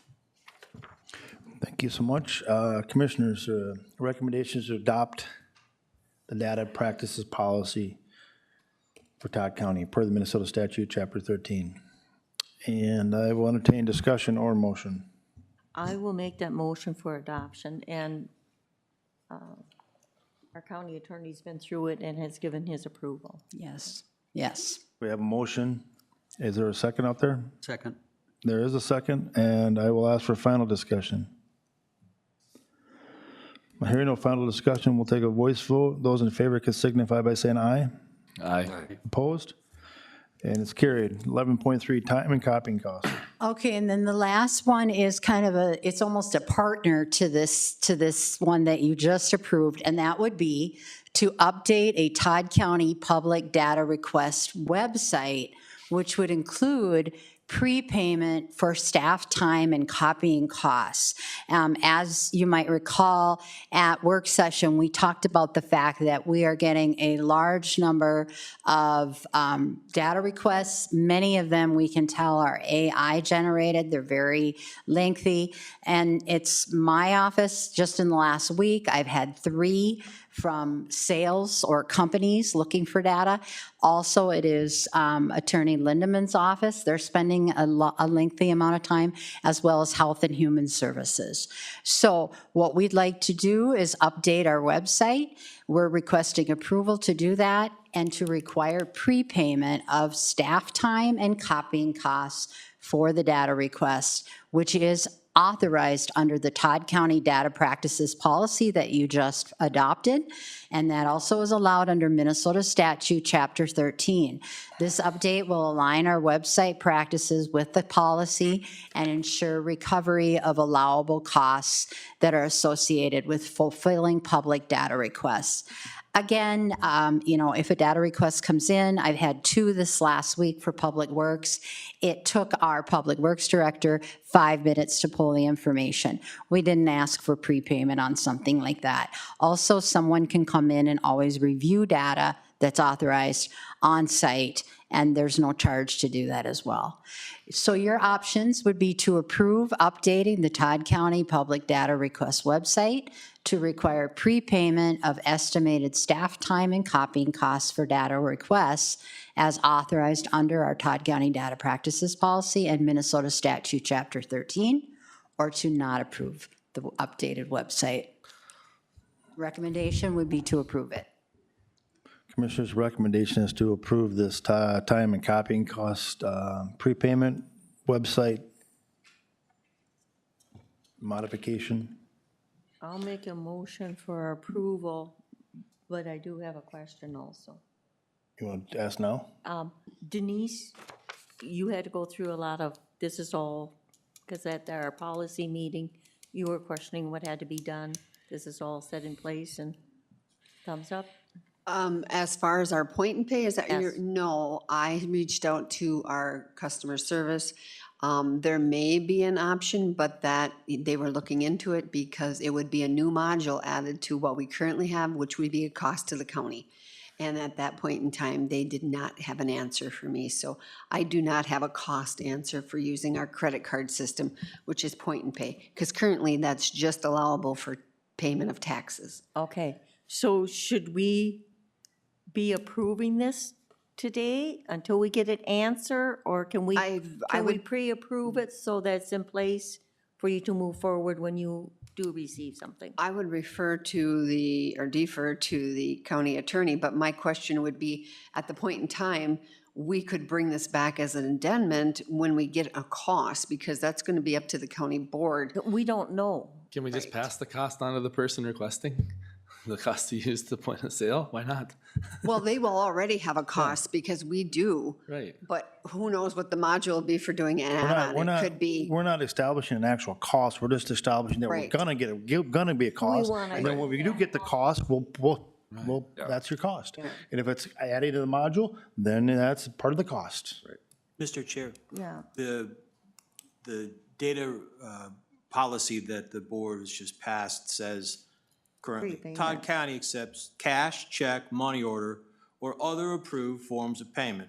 If in the future we have a credit card system that is viable and doesn't cost a fortune, that would fall under other approved forms of payment. We're good. perfect. Okay, do we need to pass this one here then?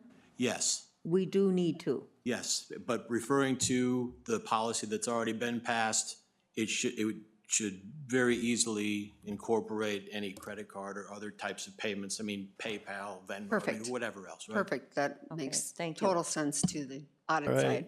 Yeah. PayPal, Venmo, Zelle, No goats, no chickens, we want money. Cash Okay. or check, please. All right, so we got, you made the motion, Barb. Did. Let's see if we got a second out there. Yeah, I'll second it. We do have a second out there. Last chance for discussion. Hearing no discussion, take a voice vote. Those in favor can signify by saying aye. Aye. Opposed? Motion carried. Thank you. 11.4, John? Thank you, Mr. Chair. As the board may recall, on the meeting on May 19th of this year, the board passed a resolution regarding a certain dilapidated property on Long Lake. As I was preparing to present the board's signed resolution to the district court for enforcement, I realized that there was one key statutory element missing from the board's resolution. So, as a result, we're back today with an amended board resolution and the amended board action referring to that action that was already approved at the May 19th meeting. It's number 2026-0519-14. We're asking the board to authorize the board to sign an amended resolution in the previously mentioned number, the order for repair or removal requiring the abatement of a hazardous structure, and then that new resolution, as I said, includes a couple of things. One, as you may recall, I thought that the landowner should have an AKA, and so now this amended resolution includes both the name of Lori Lee Reed and Lori Lee Smith, and includes the following language. In the alternative to repairing the home, the landowner may have the structure removed. If the landowner fails to comply with either repair or removal, the county will act to remove the structure at the landowner's expense pursuant to Minnesota Statute 463-.21.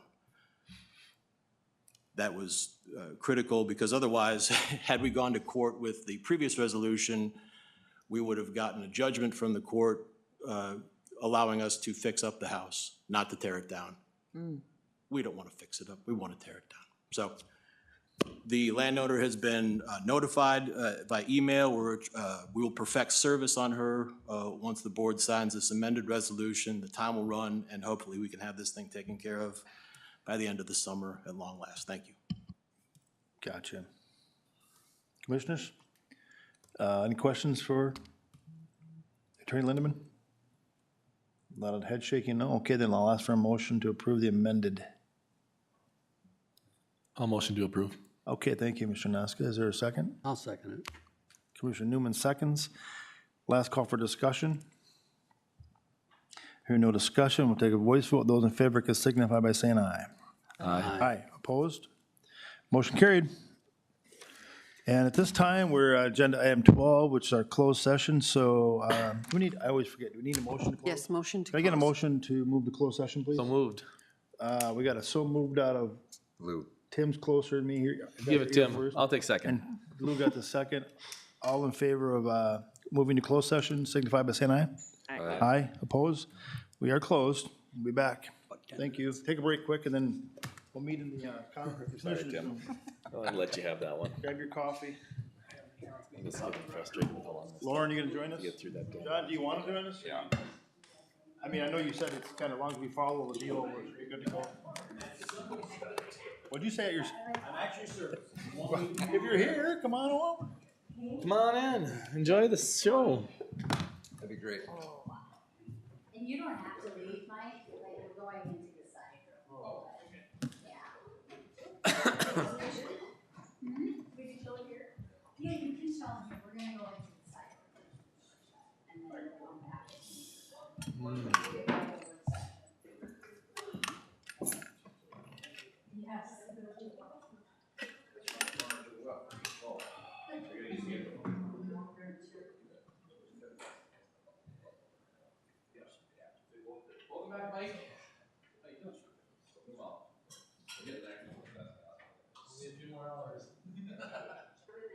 Oh, I can say I can speak in the corner. No, I'll speak there. Oh, yeah.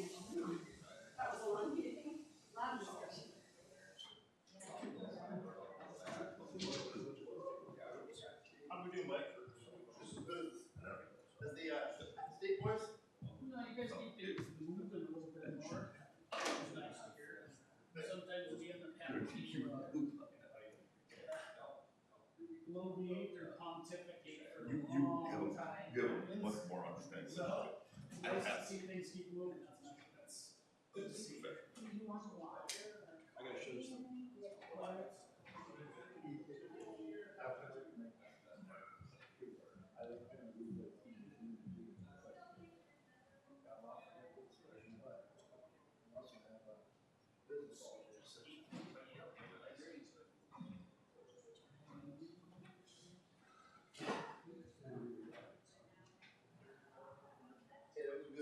Hey, did you get your Scooby snack last night?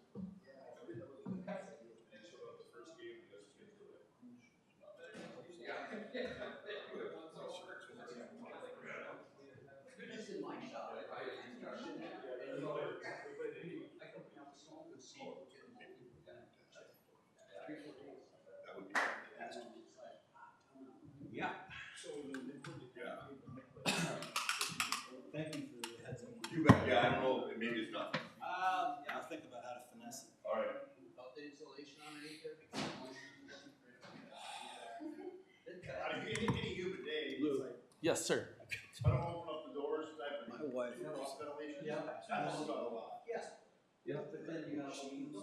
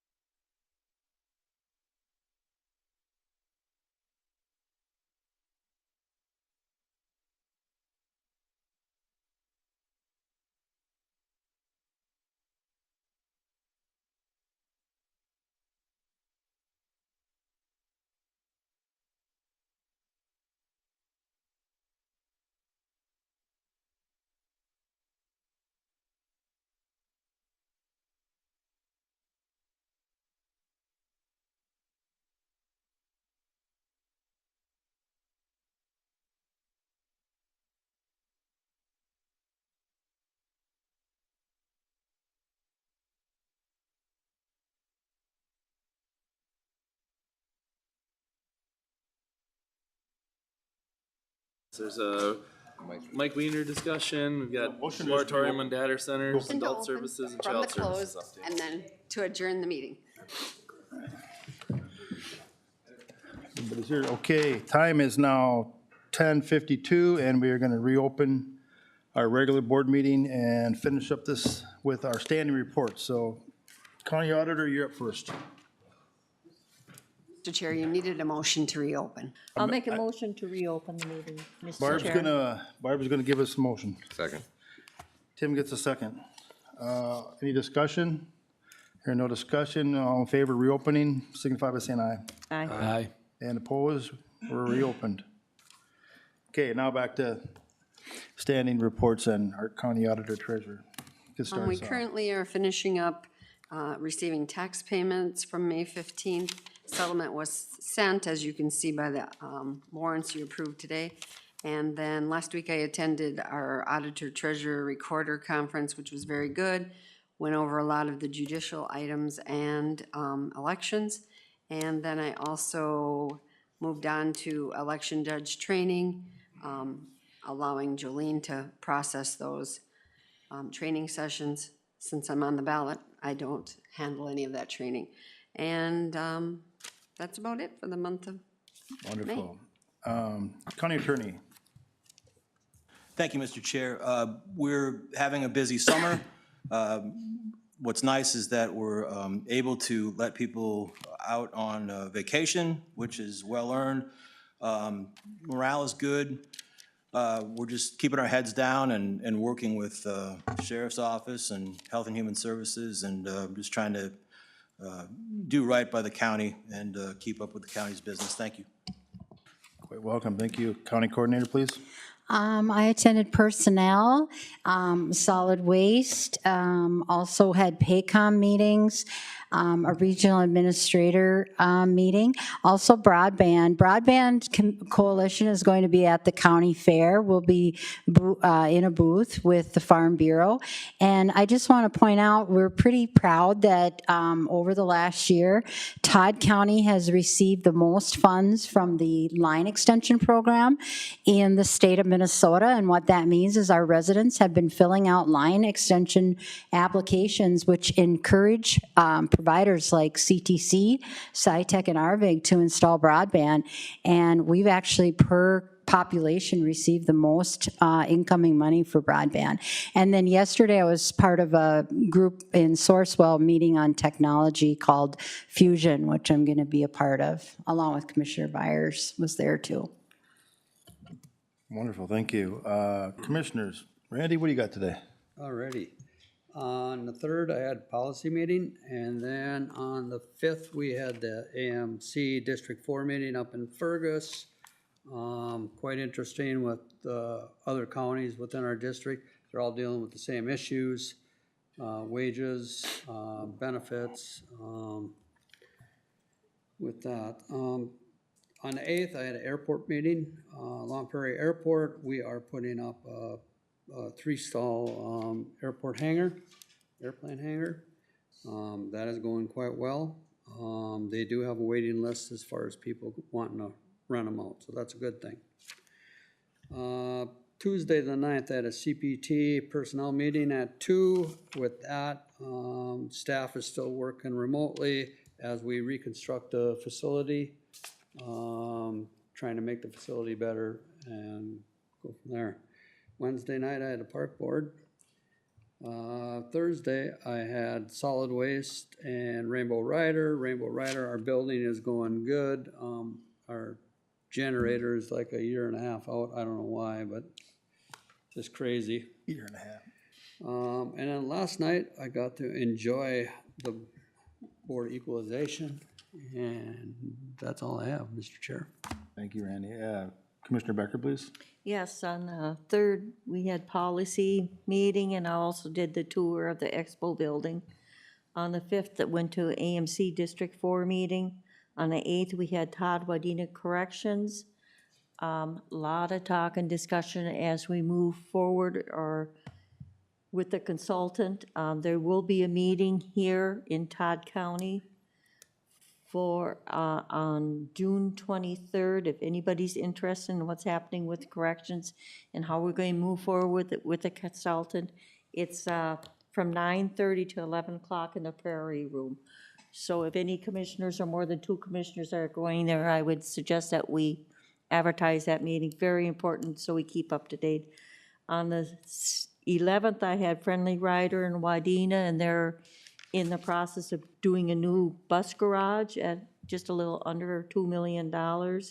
Rainbow Rider, we're finishing up our bus garage in Alec. And last night we had the appeals meeting. Tonight we have an extension meeting.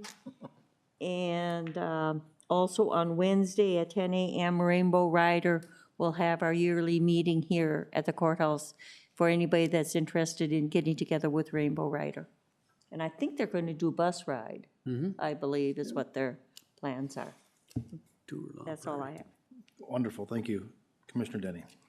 Yeah, since last meeting's been pretty quiet. I had personnel, solid waste, soil and water. We did Board of Equalization last night, planning and zoning. Just been working a lot on our landfill discussions lately. What's coming down the road with that.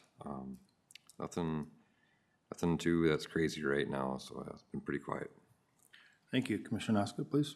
Oh, yes, for things that haven't been mentioned yet, we had, a couple weeks ago, we had Development Corporation. We discussed potential locations for a childcare house and who would own that. I don't know if it's been set in stone just yet, but I believe the Development Corporation is looking to own the property and the building and then lease out. So we'll see what comes from that.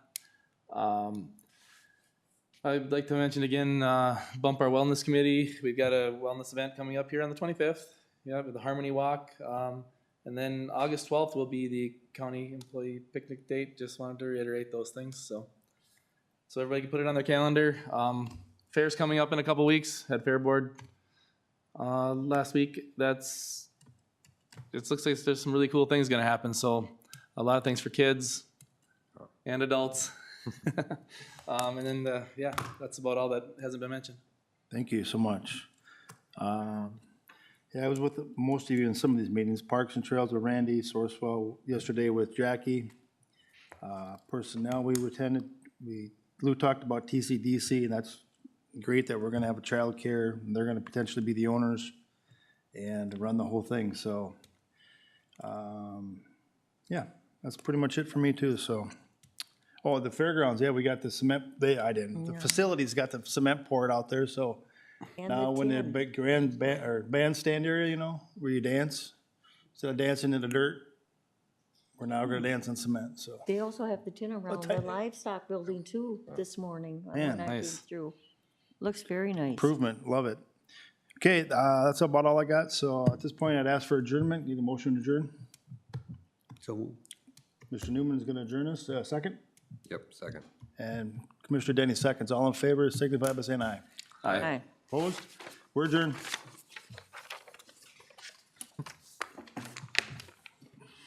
Hey, we're gonna move into work session. Everybody's been waiting a long time. Sorry for Yep. that. Let's get right into work session. First on is Representative Mike Weiner, and he's gonna give us an update or a wrap-up discussion. Thank you, welcome. Well, sorry to keep everybody waiting. I was here at 9:30, excited to tell everybody what was going on. Pins and needles waiting for me to speak, I'm sure. In all seriousness, this session, there was a lot of discussion as to what to expect. Bonding was an issue. There was bonding passed before, and there was a question if there was gonna be any bonding this year. Bonding was passed. There was, some technical changes that would affect our area. The Higgins Long Lake project is in there. The transfer station, the landfill, I'm sorry, up in the Perham area. I'm pretty sure that was in that bonding bill. Yep, very least, Yeah. Just, Yep. yeah. Trying to remember all the details, but yeah, I'm pretty sure that was in there. So that's helpful to us. Some of the other things that we saw, money was set aside for IT for the computer systems in the state. We've talked about that quite a bit. The old green screens that you guys have had to deal with, that came up in many different discussions, and it was, AMC did a good job of pushing to get something done there. And talked to Matt through the process, and he knows that I'm not real keen generally on spending more money, but at the same time, this is a project that needed to be done, and I think we could probably actually see some cost savings moving forward, so there was money allotted for that. Locally, there was a couple things, some property tax relief, one-time property tax relief was passed, as well as tab fees for cars. And those two things right there, I think, really show that in our state, there's at least a recognition that taxes and spending in this state have kind of gotten out of control. And although there wasn't long-term plans to get some relief on that, at least there was some temporary stuff. I hope that after the next election cycle, we'll see permanent changes to that. One of the things, and thanks for the invite for the equalization meeting last night, assessment and equalization. It just kind of solidified something that I thought of, was presented my first year as a legislator, and that is a cap on property taxes. And I'd like to talk to more of the commissioners afterwards, your thoughts. Years ago, when I came to that meeting, I said, we're gonna tax people out of their homes. And we are getting dangerously closer to that, it seems like every year. California has something where they cap the property taxes.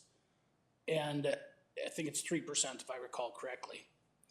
But what we have to do in our state is we have to tie it with stopping unfunded mandates to the county. So that when you guys are working on your budget, you're not constrained by that cap.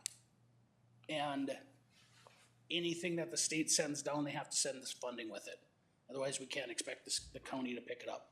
We're seeing more and more counties are saying this is unsustainable, that the downshifts, as they call them, in order to balance the state budget, is hurting even counties like Anoka.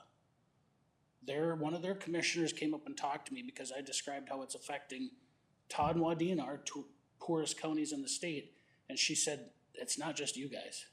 We need to talk about this more because it's affecting all of our counties. So when you have that 2% cap, or 3% cap, I'm sorry, what happens is that it can only increase that 3% every year, but when the property is sold, then it's reassessed at the new market value, and then the higher percentage is put on then. So any new landowner buyer would pay a higher percentage, but what it does is if you have grandma in the old farmhouse and her cost of living increases are only 2 to 3%, she is not taxed out of her property. It protects the people who have stayed there, who have bought their land in the 1970s for $11,000 for their farm, and now it's valued at, half to 3/4 million, and they simply can't afford the taxes on that anymore. So that's something that I'm gonna be pushing again this next session. The other thing, and it made a little bit of news, and it's kind of funny now, you see other voices talking about it, but I promoted the elimination of the lowest tax bracket. And people say, what is that going to do? Well, what happens is the first $38,000 you make, you're taxed at a certain percentage. The people who fall into that category generally are also on subsidies or welfare, social services of some type.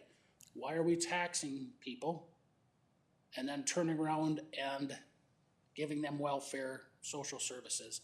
Why don't we let people decide what to do with their money themselves? I think that's a much better way. Now, Jeff Bezos, and I'm not saying he's following everything I do, but has come out and said we need to cut the lowest $80,000 of income tax.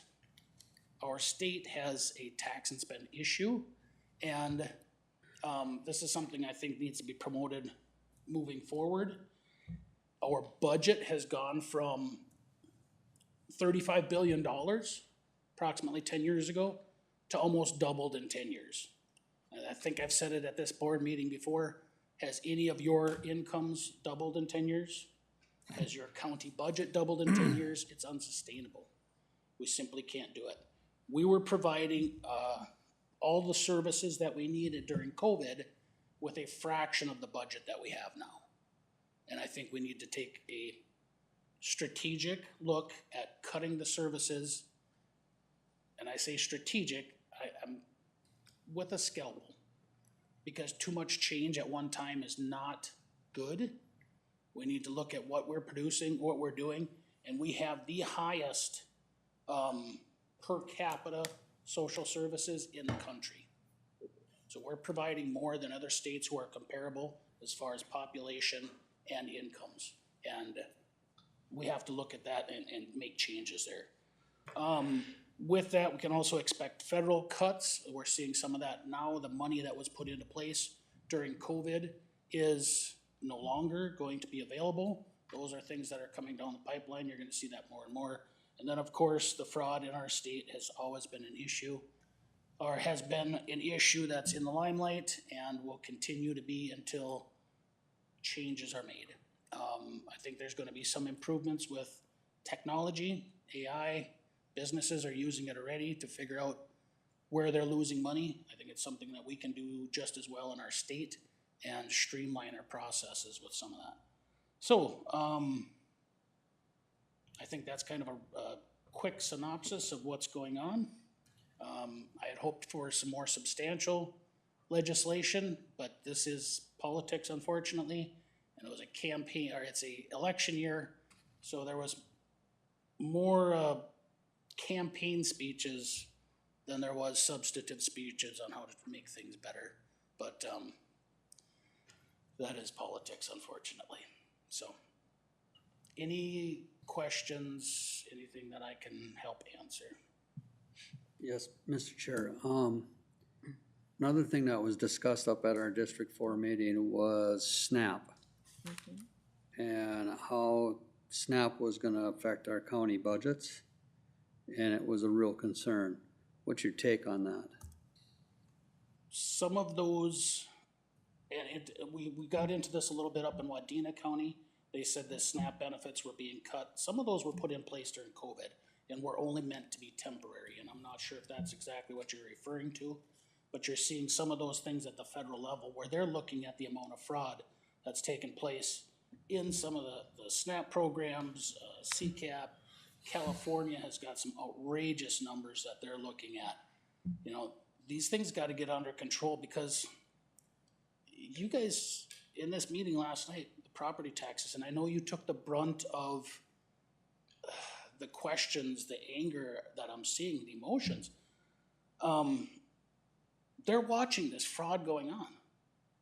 And they're saying, you guys are raising my property taxes, which is not exactly correct, but they're saying, why should I pay my bills when somebody else is stealing from us?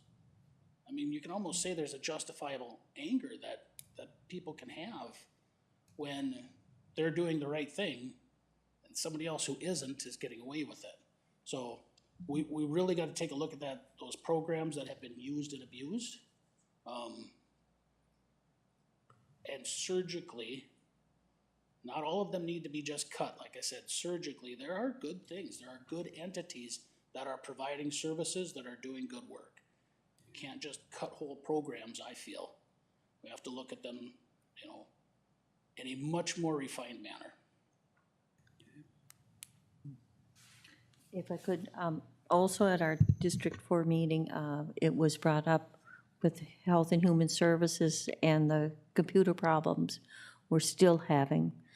And it seems like they threw just a little bit of money at it, but it's not fixing the problems. And I think, and you talk about fraud and things like that, until they're willing to put money out there to fix the problems. And I think Jackie can speak to the time, and we have our people sitting right here. It's unbelievable, you know, what it's costing the counties. Right. Yeah, the money that was voted on this year is substantial. And it's, my biggest concern that I brought up is we do not want another debacle like the Min-Millers, the driver's license program that came out a number of years ago and wasted, I think it was 40 million. Well, excuse me, they just put out the fishing license and deer license out, and they had to hold it for how many days because it wasn't working yet? So why are they putting something out that's not working? And time after time, we see it. Well, and that's where that money that was allocated this budget or this cycle is not going to get, that IT system probably wouldn't be ready, I'm guessing, for at least 2 years at the earliest. Wow. See that spending, that change for 2 years.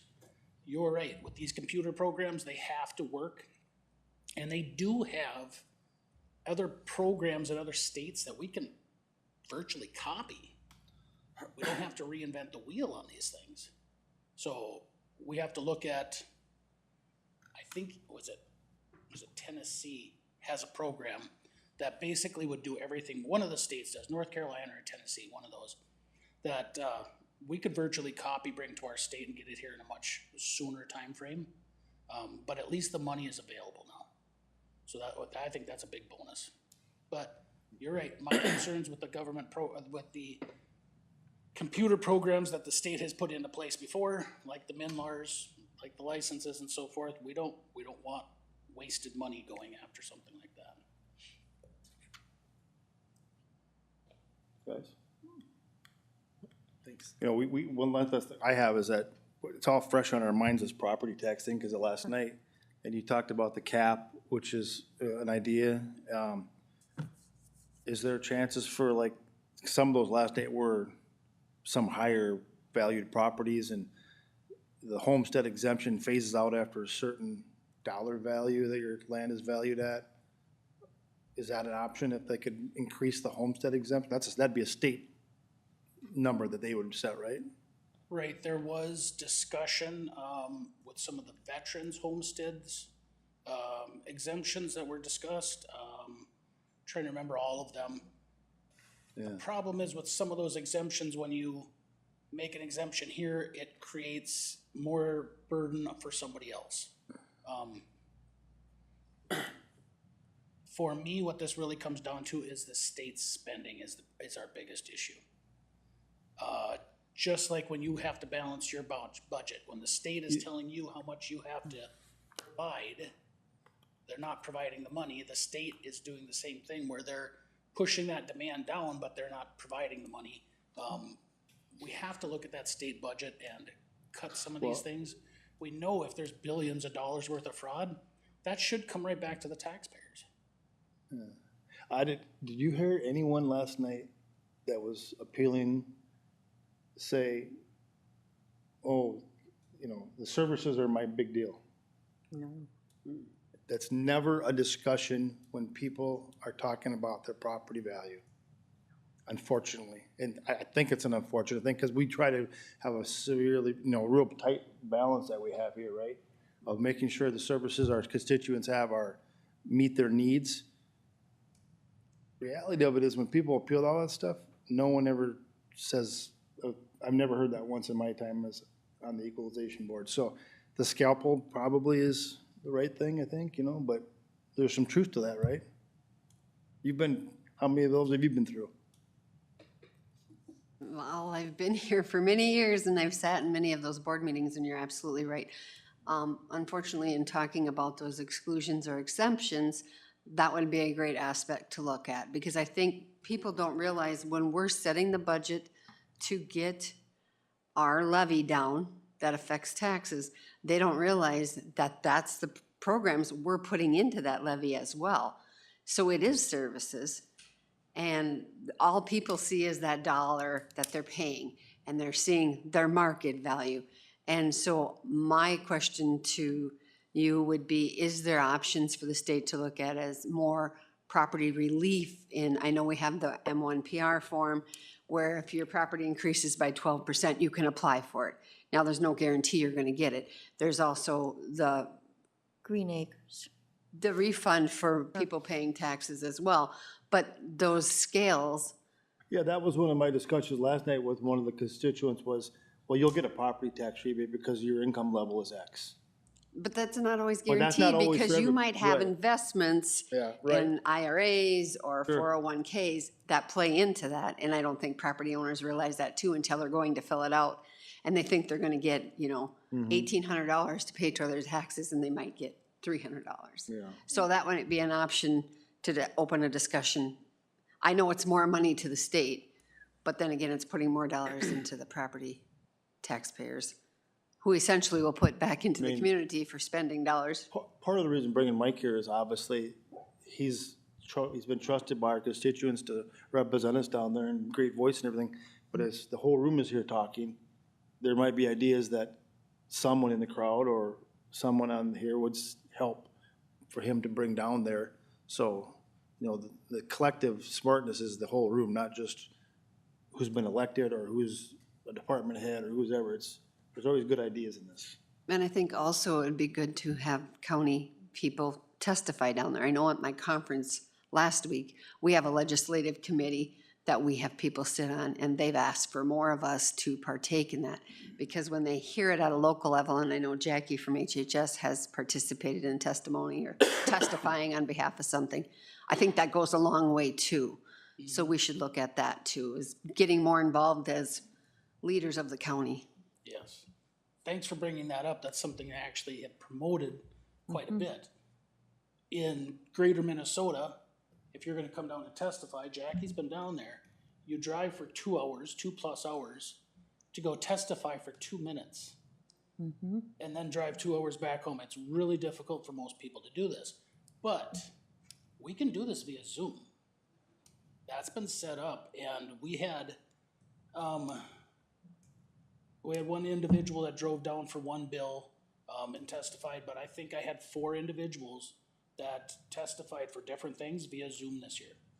Before that, it hasn't happened. So that voice that we don't have in greater Minnesota at the tables down there, we can do it via Zoom. We simply need a contact, you know, the individuals more often, if it's a county issue, IT, or whatever the case is. Generally, you know, I have county commissioners on speed dial, got Jackie on speed dial. If there's a sheriff's issue, I've got Mike on speed dial, and I will ask them the questions before the stuff comes up or before it comes to committee. But as far as that testifying, we don't have the voice down there that we should, but we can via Zoom. So that's something I've been promoting, and I think it's powerful. Anyone else? Mr. Representative Wiener? Thanks for the update, Mike. Hey, good job, bud. Thank you very much. Appreciate everything. And then, once again, if there are ideas, the cap on property tax, think about that. Let me know how it's going to affect you. I've thrown the idea out and talked to other people. I understand the position you guys are in, the flack that you're catching. I think I've been very supportive on the radio and so forth, saying that you guys are in a tough spot. I recognize that, and whatever I can do to help, let me know. But we can't keep going the way we are right now. I like history, and if you look at our state budget, it was almost all funded by property taxes until the 70s. And then they had the Minnesota Miracle, which dropped that. I wish I had the graph here. It explains a lot. But we started funding our state by sales tax and income tax. At the same time, property tax, which dropped in the 1970s, has been following the trend where it's going back up nearly to the point it was then when they said it was too expensive. So we have some issues that need to be dealt with. And when the economy is going good, people don't have a problem with spending money. Unfortunately, when the economy starts to shift and we see slowdowns, is when people get in a pinch and say, we can't keep doing this. And that's when you pump the brakes. We do it personally. We do it if you own a business or a farm. But then when we look at government, we go, oh, we can't do this. Yeah, we can. We just have to be very smart about how we do it. So, and I'll take any and all advice that you guys give. Give me a call anytime. We will, for sure. Appreciate Thanks it, so Mike. much. Thank you. Thank you, Thank Mike. you for coming. Okay, agenda item 2 on our work session today will be establishing a moratorium on data centers, and Mr. Ossiford is here to help us lead this discussion. Good morning again. Here to just get some direction on establishing a moratorium on data centers. We've started receiving some calls about what the county's doing to establish ordinances on this. We did have brief discussion at the Planning Commission hearing this past month, And the planning commission had directed me to come to work session to kind of kick off that process to establishing an ordinance. But first, to give us the time to develop that ordinance, it would make sense to establish a moratorium. So we wanted the board's support and direction before we bring that back to the planning commission.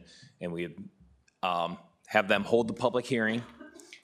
They would likely make a recommendation to establish that moratorium and bring it back to the commissioners after that. But wanted input from the board first before we kick off that process. Okay, anyone want to chime in? You're looking at a year? Yep, that's how I have it drafted now. Yeah. That would be the maximum length of time that we could establish a moratorium. The way I have it kind of set up now is that if we had an ordinance established, we were ready to adopt it, we could, move on from that moratorium at that time, but it gives us 1 year to do the study, data collection, develop the ordinance, and adopt it within that time frame. Yeah, I would definitely be in favor of it after we've been working on the cannabis. If you just need time to do the work and to do the study on this. Yep. Yeah. Yeah, I'm a firm yes on getting our ducks in a row. Yeah. Takes a year. Yep. Okay, and yeah, so we'll look at all the water use, noise, land use, stormwater. We'll consider all those things. I know some other counties have taken this path already, so I've been watching what they're doing a little bit. So we'll piece it all together, and so this will likely be back in about this time next month. Hopefully, we did place it on the planning commission agenda for July already, anticipating this direction, so we could speed up our timeline rather than waiting until August at that time. And we would just pull it from the agenda if we needed to, but we're ready to move forward on it in July here already. Perfect. So, Mr. Chair, I got a question. Yes, sir. They are putting one north of Moorhead, correct? There's several locations around the state that I believe are in process right now. I don't have a lot of information on any of them, but it will be interesting to see what the concerns are expressed for us to then consider that in our process of how we want to develop this ordinance. Okay. So that's the direction we'll go then. Thank you. Thank you. Item 3 on our work session, adult services update. And we have our team here today.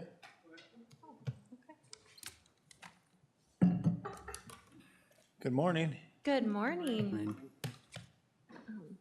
Apologize in advance for all the slides that we have, but we have a lot of good programs, so I wanted to highlight them today and all the good work that everyone does. So in our first program with co-response, that's one of our newer programs.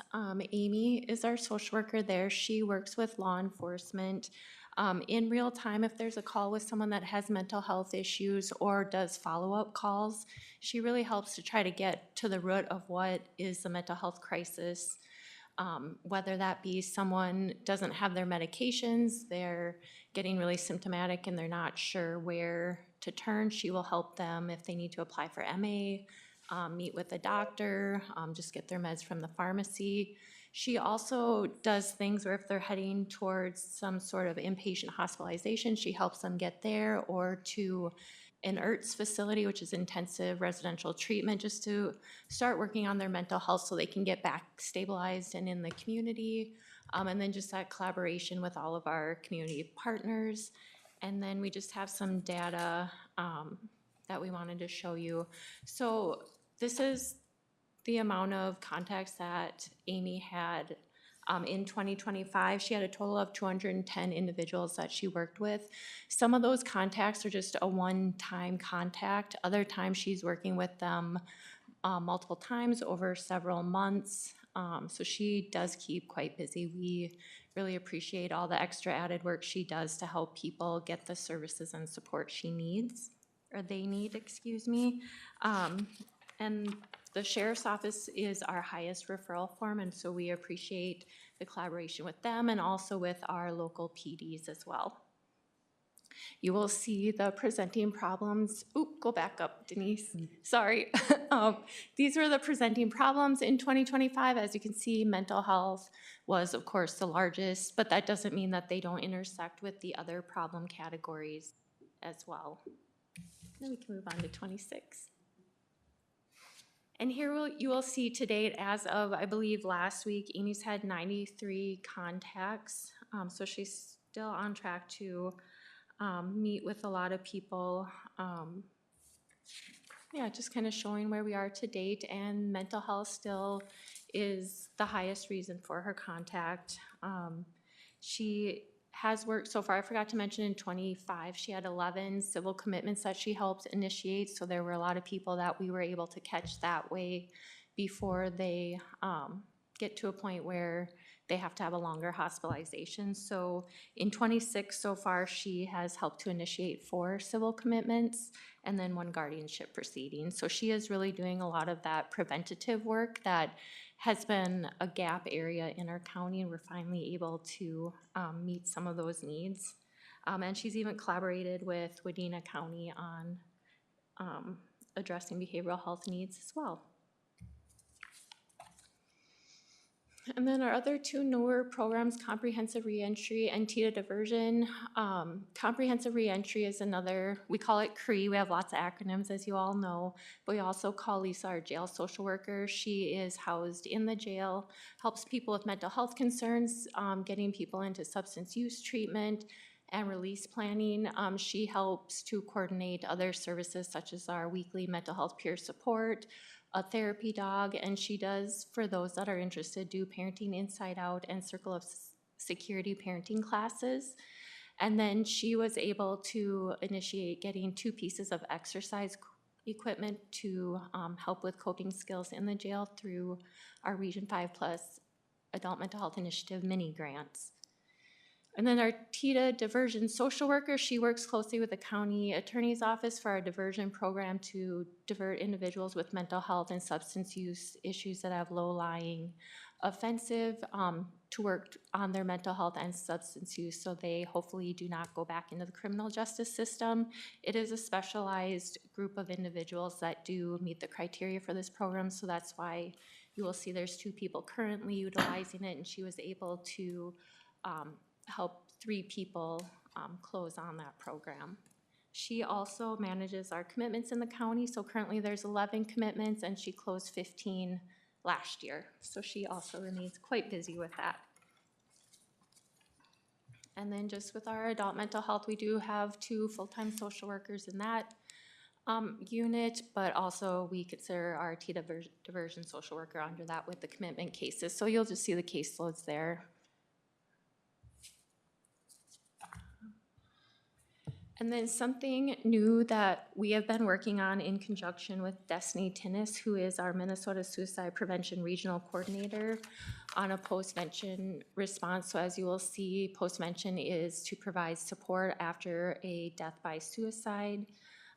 Here is the plan in place. We are starting at the low readiness phase of that. We will be holding a training next Tuesday from 1 to 3 on the Post-Vention 101 and the safe language. So if any of you are interested in learning more about that, you're more than welcome to attend. We're having it at Health and Human Services. So it's going to go through topics such as what post-vention is and why it matters, how suicide loss affects communities, key roles in community response, how to use safe, respectful language, and how to connect people with support, and just that follow-up and what self-care can look like. And then adult protection, this is an area we've seen a lot of growth as well. We have 1 full-time social worker here. As you can see, the amount of reports we had in 25 and thus far in 26. We have in a 60s for percentage rate of screen-ins. The state average is 30%. They like to see the number that we have, and the reason why ours is higher than the state average is we like to err on the side of caution and check on people just to make sure they're okay or offer them services so they can stay in their homes.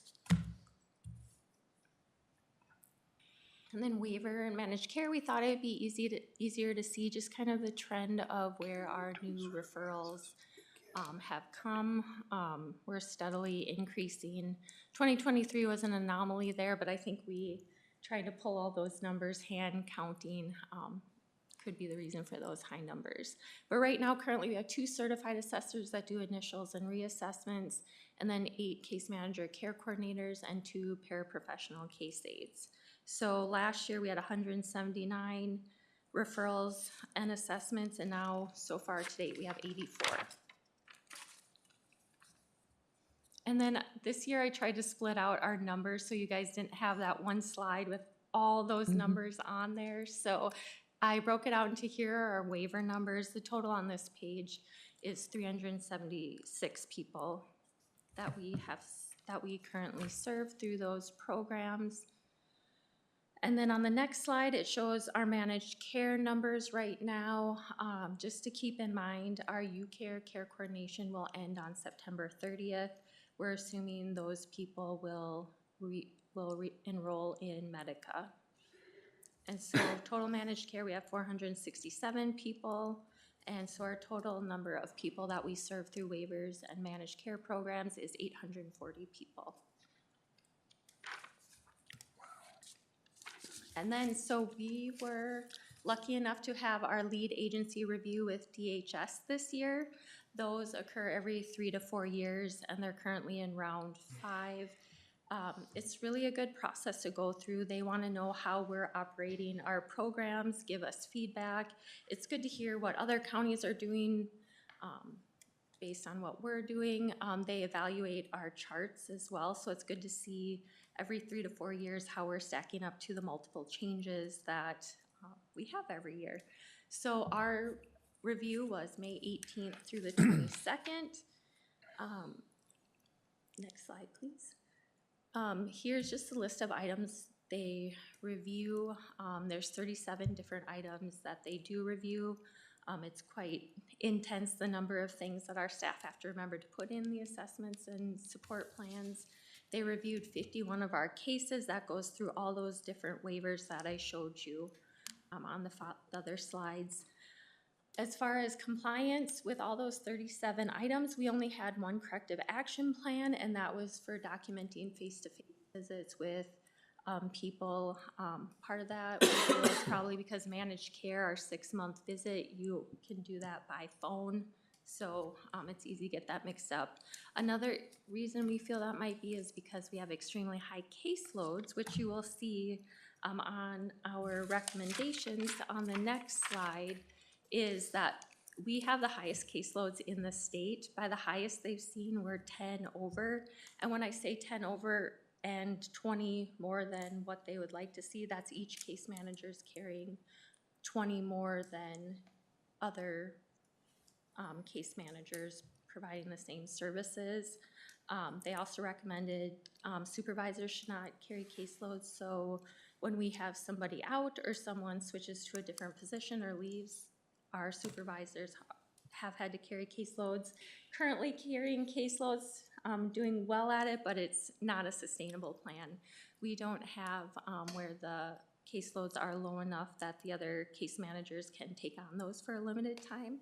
So the state did tell us that they want caseloads to be between 40 and 45. Currently, they're between 60 to 93 cases. They did recommend hiring 2 staff, which in this time frame is not something anybody wants to hear. But moving forward, we have been looking at caseload sizes and our budget and different scenarios. So we will be meeting on Monday with Commissioner Denny and Byers to discuss what those different options are. And then our plan is to meet with all of the rest of you as well, just to show you what the options are and where we want to go with care coordination in the future and what services. So after that information, I do want to end on a positive note. I just want to highlight Nancy Grabowski is retiring August 3rd. She has been here 37 and a half years as a developmental disabilities case manager. So good for her, but it'll be sad for us to see her go because along with that goes a lot of wisdom, and we've just really enjoyed working with her. And so yeah, it'll be interesting to have someone. We haven't hired a DD case manager in 18 years, 19 years, I think. So we had to come up with interview questions because we just have not had any turnover there. So that'll be an interesting change for us. And then I just want to thank our staff and Jake and Hillary too for all the hard work that they've done over the years. You won't find more dedicated staff to serving people. Right, any questions or anything? Commissioners? No questions, but thank you. Thank you all. Yeah, really appreciate the work you do and. These slides will be available, I mean, I can get them from, can someone print these out? Yeah. Okay. Yeah. Okay. Okay. I'll print them out, throw them, thank you. I do think I got some questions, but I'm gonna go through them again and then Yep, give no, you a that's shout. fine. And Thank you. yep, bring them on Monday, that'll be great. Yeah, we'll see you then. Thank you Perfect, so thank much. you. Thank you all. Thank you. Good job. And Child Services gonna jump in now?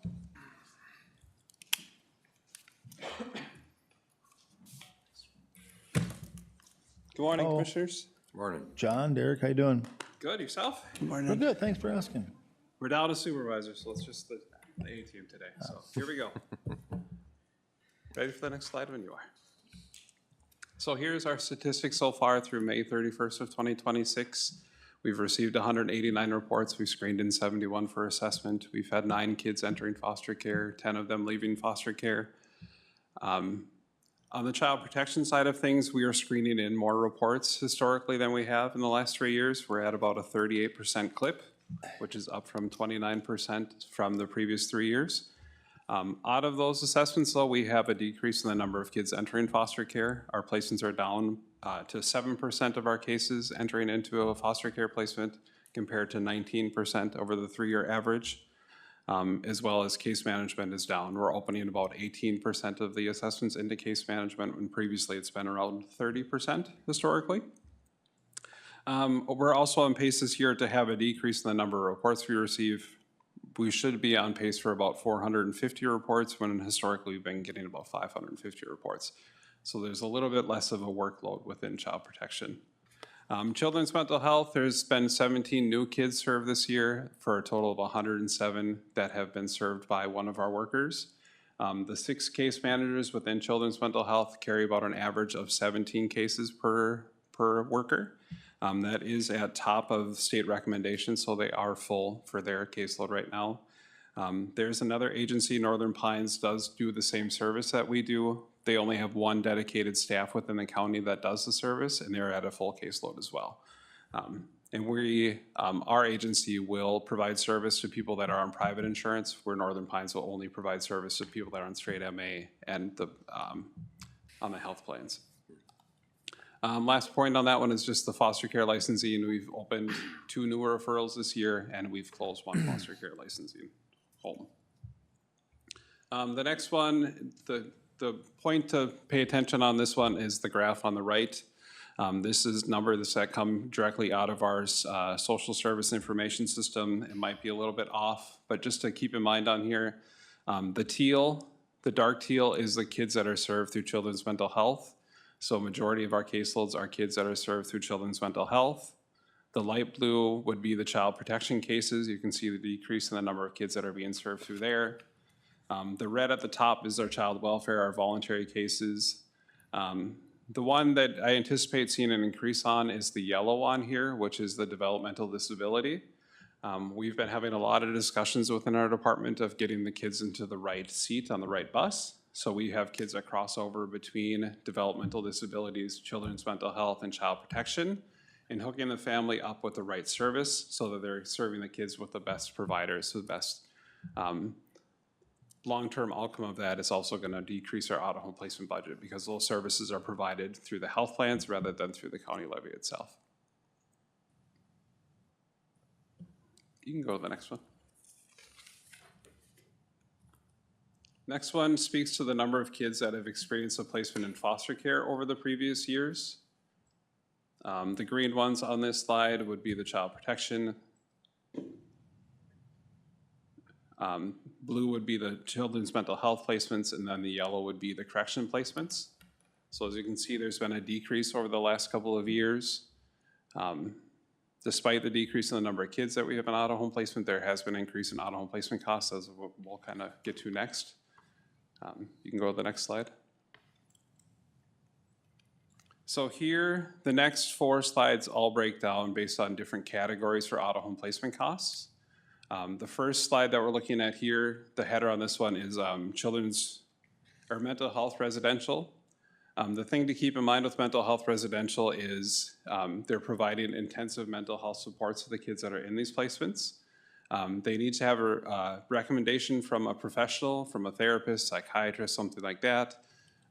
They have court reviews, ongoing court reviews to them, and then there's also a juvenile screening team that we run through the county just to make sure that they're meeting the criteria to enter into these out-of-home placements. When I did some back-of-the-envelope math on this one, we should see a decrease in this one for 2026 over 2025. Looking at the timeline and the increase in the expenses, a discussion comes up frequently in our department. Children's mental health wasn't always a service that we provided within the county. At the end of 2024 is when we would have hired our final social worker within that department. In order for those kids to be served, they need to have a serious emotional disturbance diagnosis. So as we see more of those kids that have those more serious emotional disturbance diagnosis, there's more kids being served by our county, that cost is gonna anticipate to increase.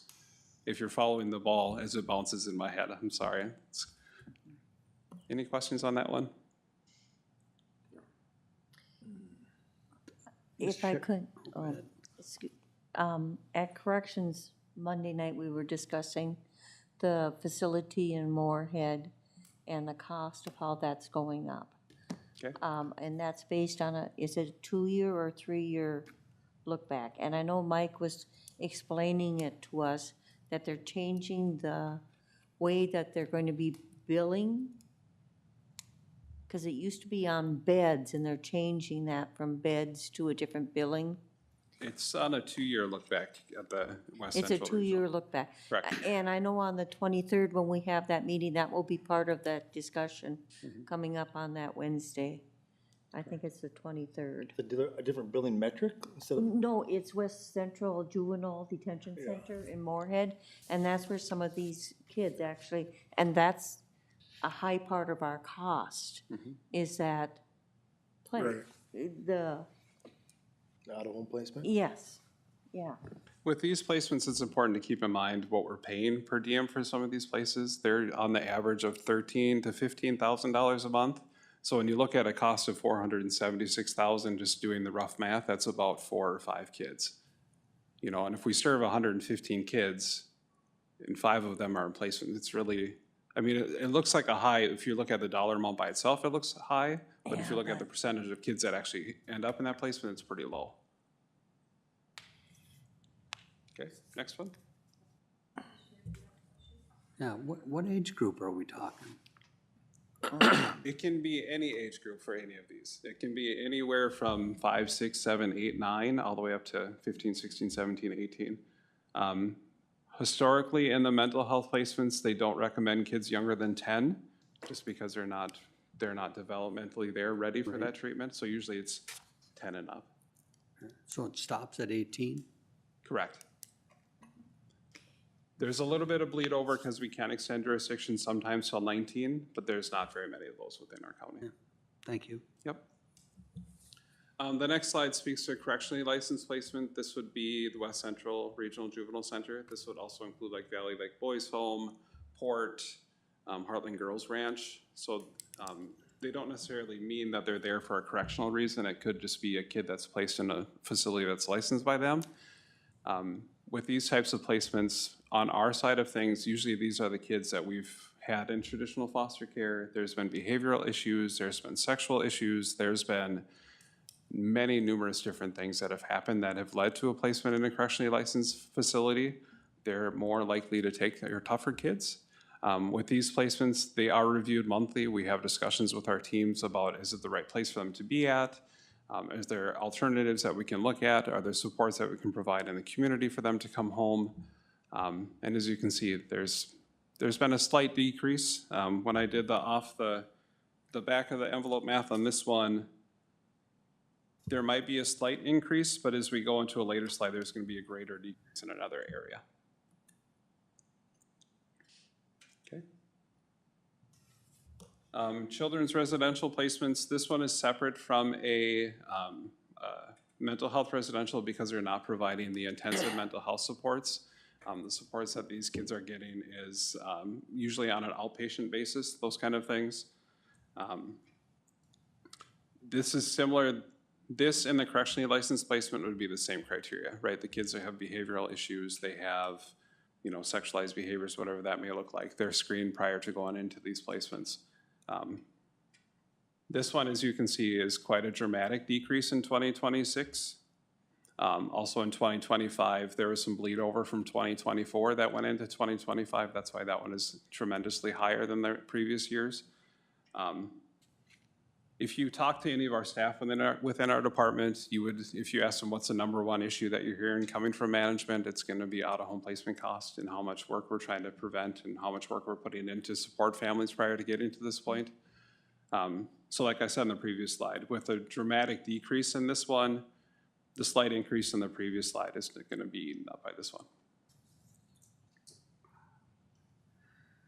Last one is just family foster care. This is your traditional foster care, right? You're in a home within the community.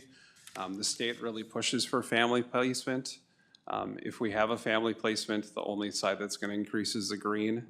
On this one, you'll see an increase in the blue, which is the administrative fees that we're paying. With our decrease in the number of county licensed foster homes, we have to rely on those outside agencies. When we rely on an outside agency, we pay them to manage that placement. We pay them to support the foster home. We pay them to kind of be a go-between the county and the foster parents. It's a well-justified cost. Just historically, this past year, we've had a couple of kids where we've really had some work done with a licensing agent to preserve the placement, to prevent the kids from going into those higher dollar placements.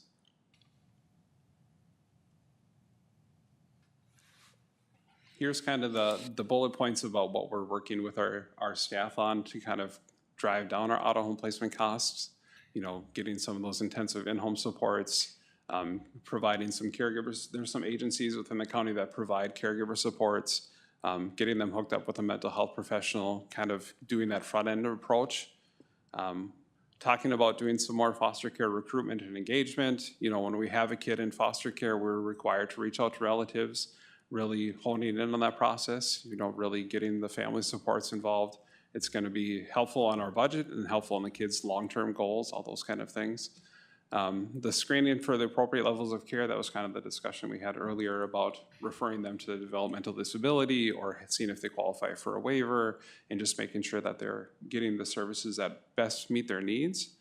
The last one, this is a little story that gets told by one of the Morrison County supervisors frequently. This is kind of an approach to understand. They had a child that met criteria to go into residential placement, you know, had all the issues with mental health, medication compliance, and delinquency, everything like that. Team agreed, treatment's needed, so they sent him into residential placement. He got into residential placement, he was there for a couple of days and was calling like, I'll come home, I'll do whatever I need to, and came home, and that was it. All the issues kind of resolved themselves. So really having an understanding of treatment's not the right place for everybody. Just because they meet criteria doesn't mean it's gonna be long-term, it doesn't mean it's gonna be successful, and just really recognizing, you know, if we need to cut bait, we need to cut bait, instead of just throwing money at a problem that's not gonna resolve itself. And then the last slide, at a future work session, there'll be a discussion more around this about community resource centers. The region has been doing some explore and assess about what the community resource center work would look like within Todd County. This kind of talks about the positive outcomes that we could see by opening a community resource center within the county. The biggest one is that second bullet, the positive outcomes, the decrease in child abuse cases, fewer out-of-home placements, fewer child abuse investigations, all of those things, if they decrease, the out-of-home placement budget is going to decrease itself as well. So.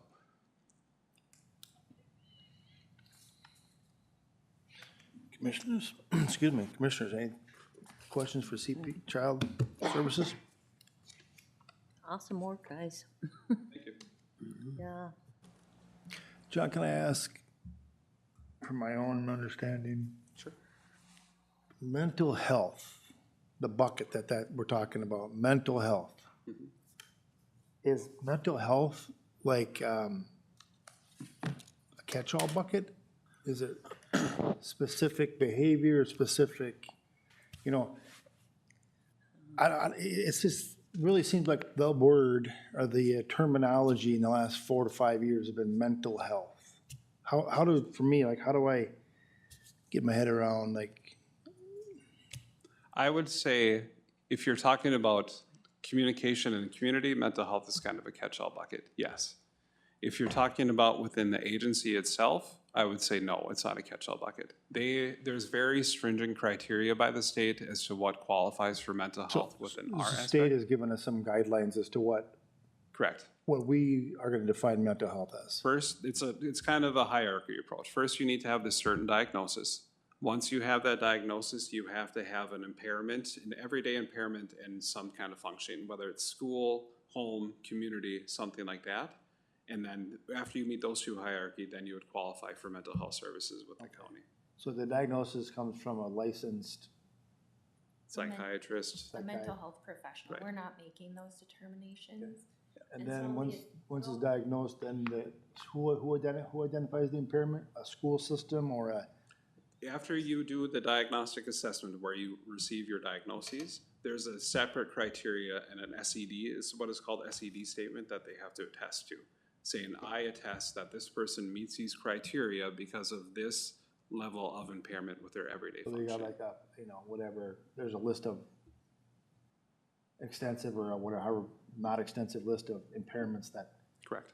Yep, you can Google the serious emotional disturbance criteria, just like on the adult side, they have to have a serious and persistent mental illness, and there's a certification that they have to go through, similar as far as impairments in the community, or it's had so many hospitalizations, things like that, and that's all on the adult side determined by the mental health professional too, or psychiatrist, or whoever they've seen for a diagnostic assessment, a neuropsych eval, all those different type of So there's evaluations. a diagnosis impairment, now they're in our system, in a system.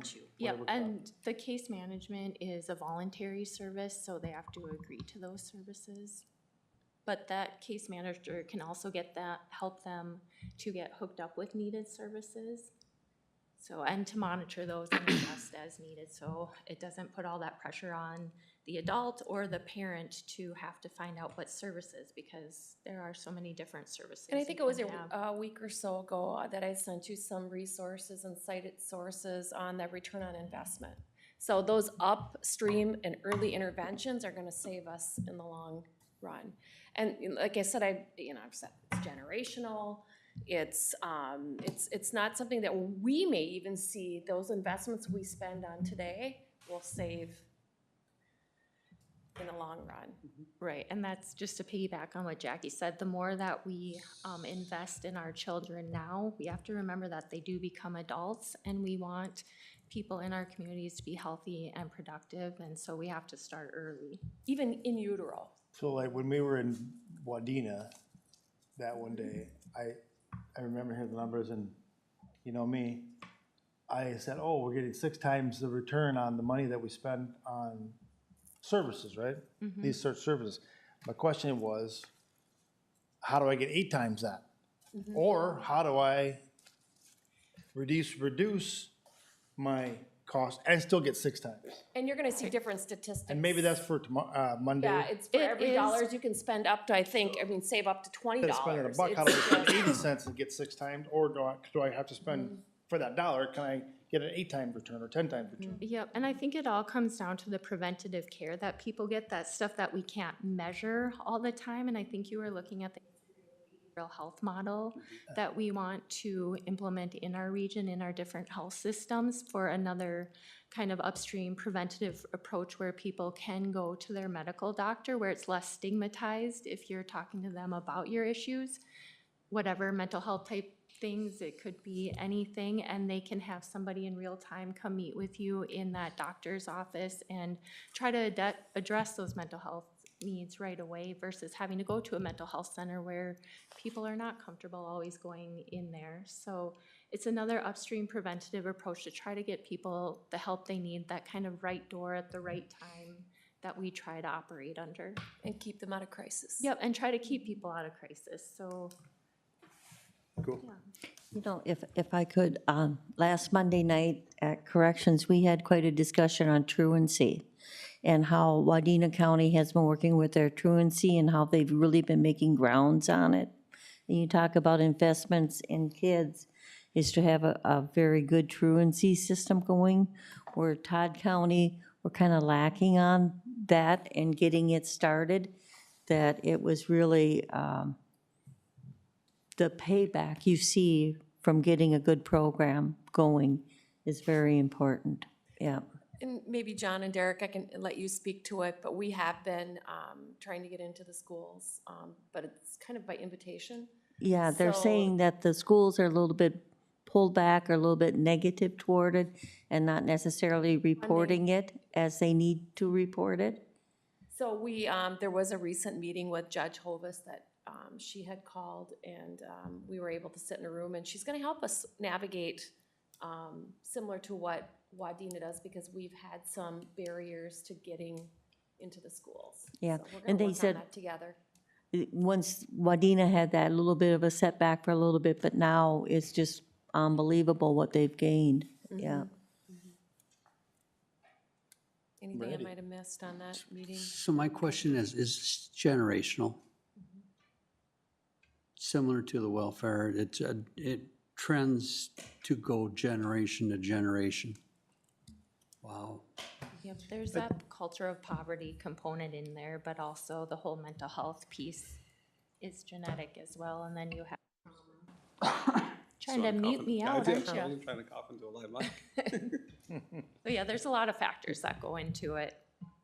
Yeah, we spend a lot of time, Children's Mental Health Initiative talks about early identification of mental health needs for youth and families, and that being a key component to, like, you're talking about how do you reduce cost or amplify your, your savings or your future investment by doing the services. And in my opinion, the earlier you get involved, the more services you get the parents used to at an earlier age, and they can get the behaviors under control before, or get on the right medications or get connected with the right providers for long-term success is probably the most important piece of it. So when you talk about 115 kids served through Children's Mental Health, and only a few of them are going to placement, that's showing that there are outpatient services that can help support family systems. So just, I think the more you're involved with the family systems earlier on, the better relationships you build with providers. It helps sustain families, so. Well, there's last thing I have is, there's something going on, the Long Prairie School District is gonna have online academy. So I don't even know what that looks like, but it sounds like you could take your classes online and still be in band and choir and 3-act play and soccer and baseball and softball and wrestling.